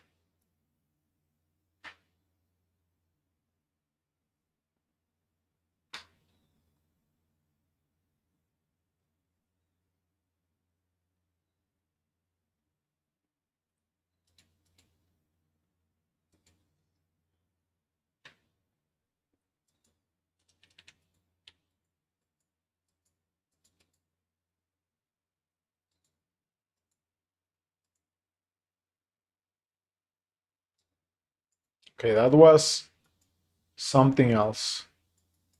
Extremely weird. Let me save. Okay. Having trouble trying this out? So let's make sure the template with D is the template set to ghost. Okay. And let's make sure it's shaded at least. Okay. So I'm going to come back here, select everything, and come back here and say, okay, I want this point. I also want this point, and then I want these two other points. And that should be enough to do distribute. See if that works. Distribute. Maybe I need to do it like this, and then I say distribute. No? Okay, let's see what's happening here, because maybe I'm getting the nodes right, but the order of operations is not working. So let me read again. Copy geometry to points from points of another node. Select the faces you wish to copy. Then in the network editor, select the node onto which you want to copy. Then apply the tool. Then in the network editor, select the node onto which you want to copy. Okay, if this makes sense, I select these faces and then I do this. I select some points, like these guys right here, then that should work. Theory. It seems like we have a bit of a mess here.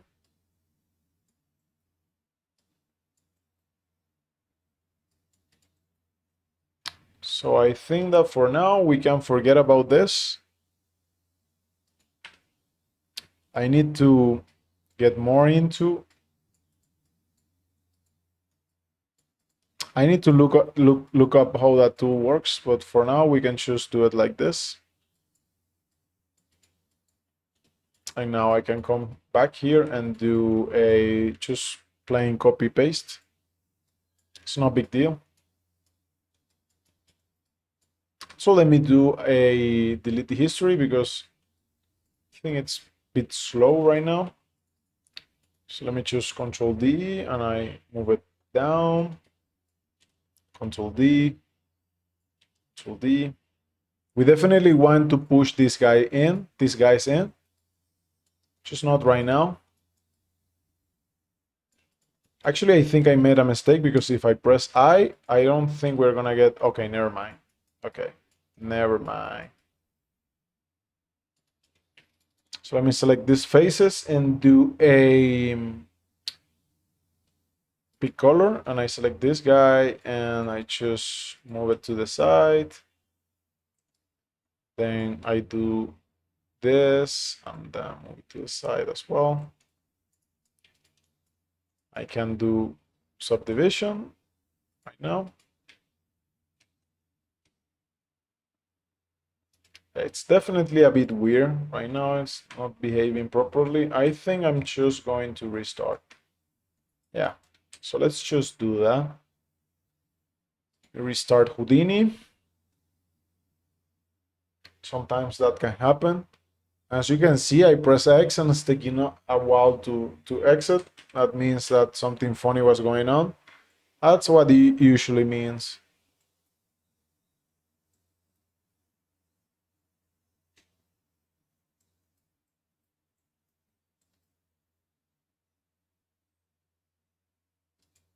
So let's open up latest file.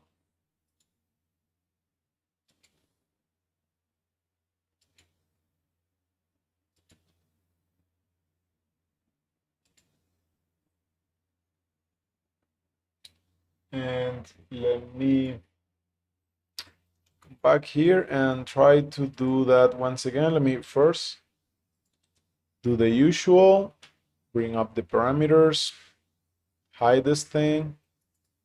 And then if I try to subdivide, okay, I think it's working now. Maybe before I was making a mistake, but not completely sure if this thing it's making sense. Let me look back at the references.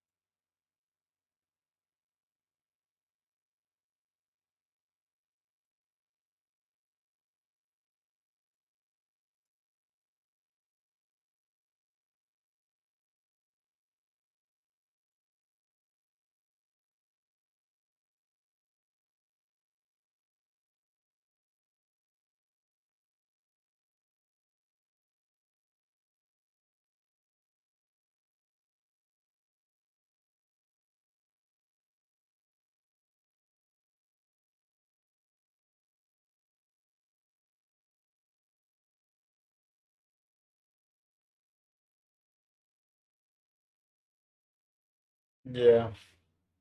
So maybe let's leave that like that. Okay, okay, I got an idea. I'm gonna get rid of these guys for now, but I cut that and let me paste it here. So I'm going to, let's try another tool, which is called Align. I'm not too familiar with Align as well. So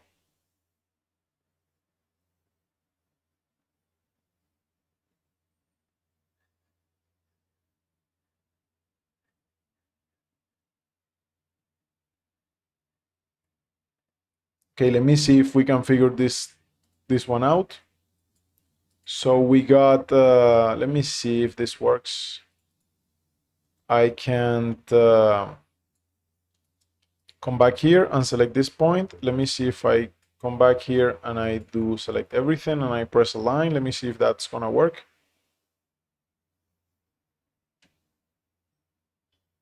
Let's refresh this and say point to point. And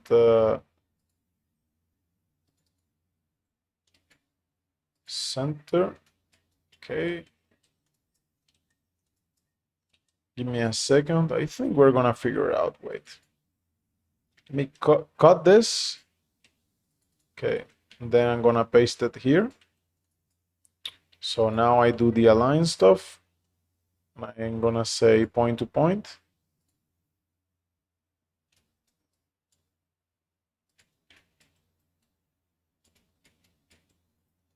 Yeah, we definitely need, I need a tutorial on this tool. But for now, I can just use standard Houdini stuff. Which if you don't know, the shortcut that I just did is this one. I use it's called align handle, start orientation picking. I use this command, and if I do this, you will see I can do that and it's going to snap. Really useful. So we can put these guys here. And I think they're gonna look better here.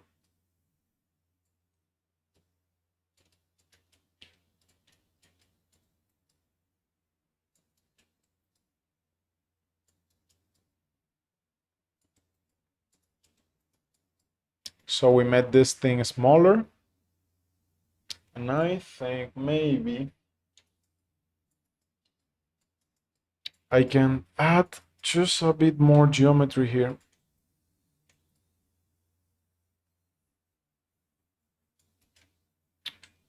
Like so. Then here as well. Let me slide this thing. And I can also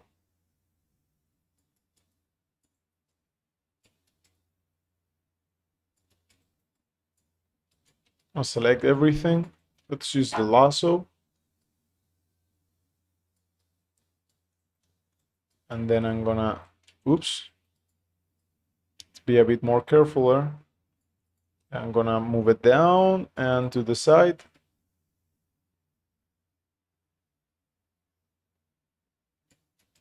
So I can push these guys out. So. And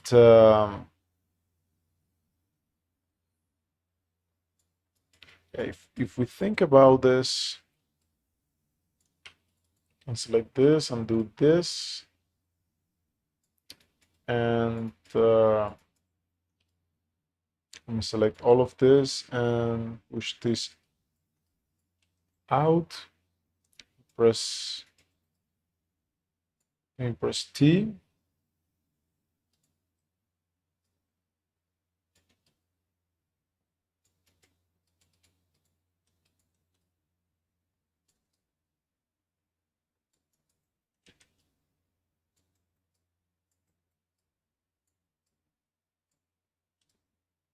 I think that what we're gonna do is, let me just come here and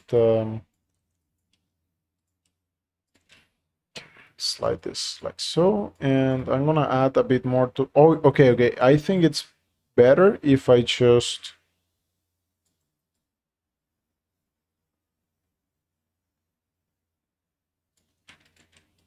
do a block out. Or you know what, let's just add the geometry, doesn't matter. Let's do that and select these guys. Then I can move this out. So they, now we start to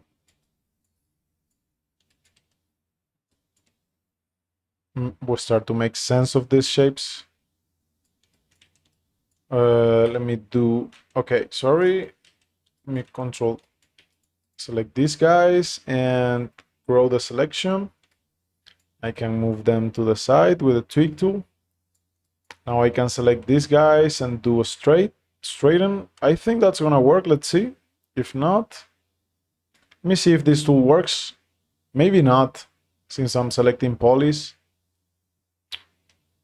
Yeah, definitely. So let me select these guys, or I mean, I could also do a flatten auto. That will make more sense. So that once again, and let's move this to the side, like so. Then I can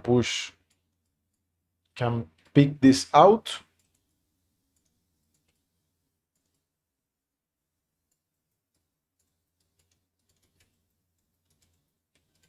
Move this guy like so. And maybe I can extrude this. And let me do this. Let me choose.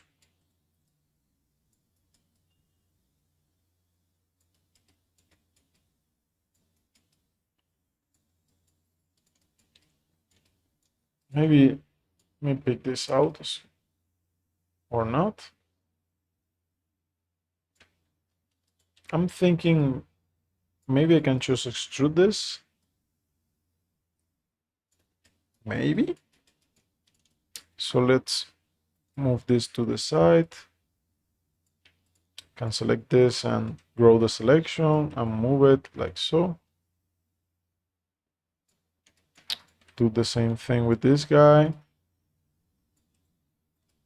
Like so. Move this down. Move this one down. And let's see how it would look if I do a extension. Move it down. Then G. Do that again. Move it a bit in. And do the same thing here. Sorry.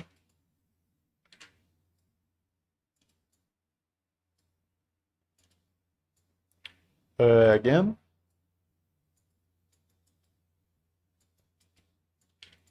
Let's see if this makes sense.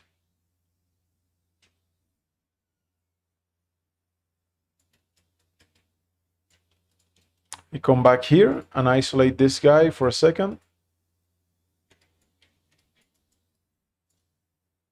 Let's hide everything else, hide others, and I think I made a mistake here. So I can delete that edge and choose create a new one. But instead of doing that, I think I want to do something like that. Maybe bevel it a little bit. Do a double edge here. So we get a detail like that.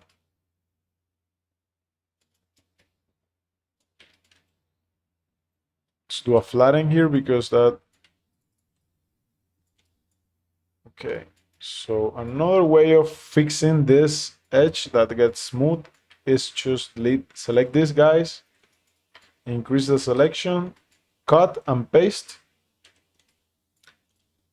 I also like to scale it up so it goes in a little bit. And I can also isolate this and select these guys and do an extend, push it in like so. Do a bevel. And let's do a bevel here. Let's do de-isolate this and do the same thing here. Let me just isolate this guy and extend in. Small edge here, like so. And we press isolate to bring everything up and do one more. And now it's looking more like the real deal. So let me choose this here so that it makes sense.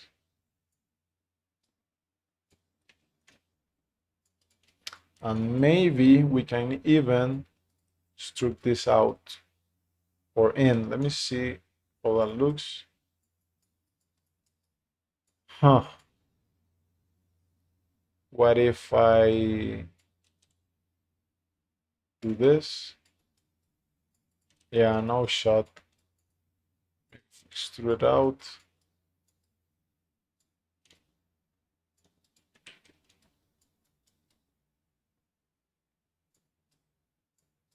I can do now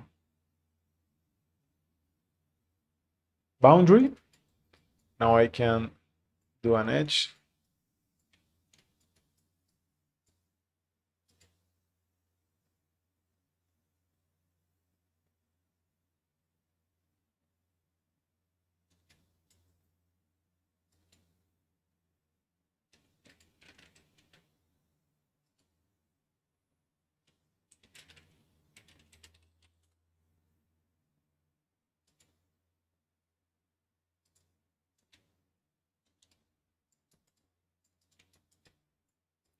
So let me slide these guys in.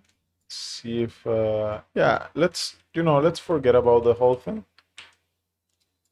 That was looking a bit too architectural to my taste. Let me see if I increase it a bit more.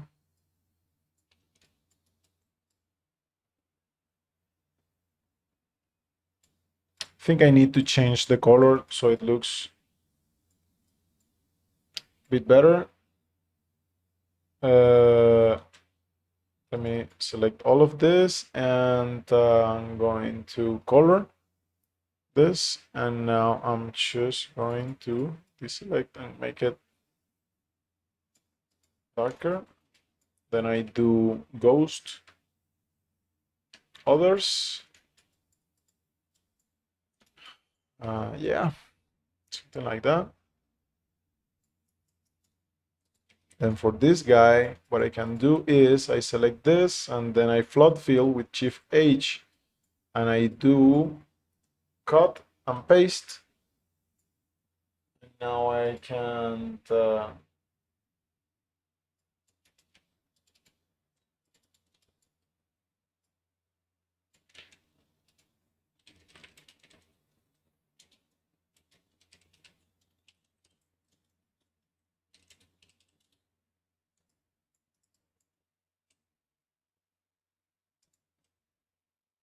do this. And I have been subdividing this for a while, so maybe, yeah, I'm not too sure about this guy. Let me just get rid of it for now. So one good way of recovering from this is just fill and press C to toggle. And now it's gonna do a quadrangle grid. But I do want to just maybe playing extrude this, like we do an inset and then extrusion, like that.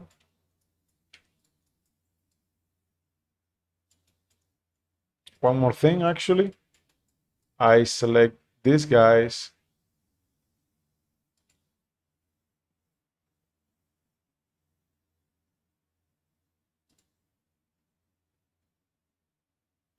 and let me do this. Select these guys and then do will be quick pivot and let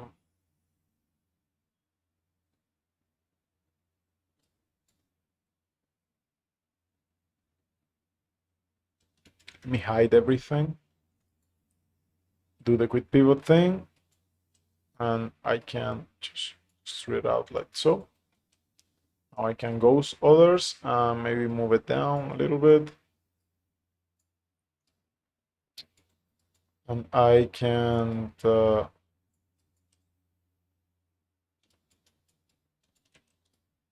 yeah, let's just forget this and just move it out. That will be it.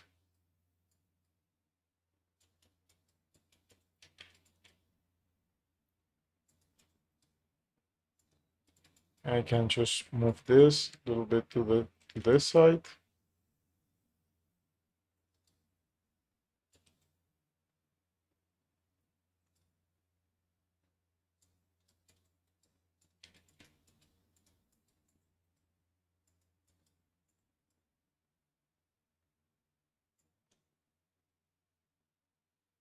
Let me just check up my phone real quick.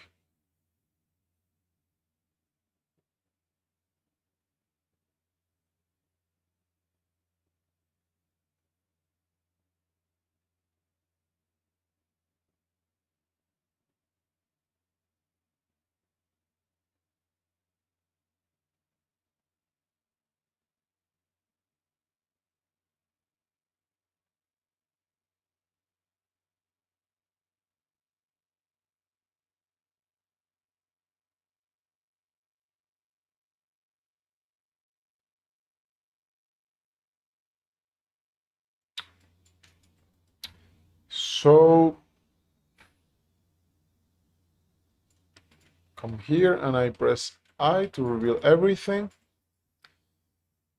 And yeah, I think this is a good point to leave the stream.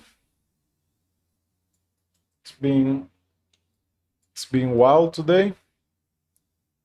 I think we did a lot of progress. So see you guys on the next one. Thank you all so much for watching.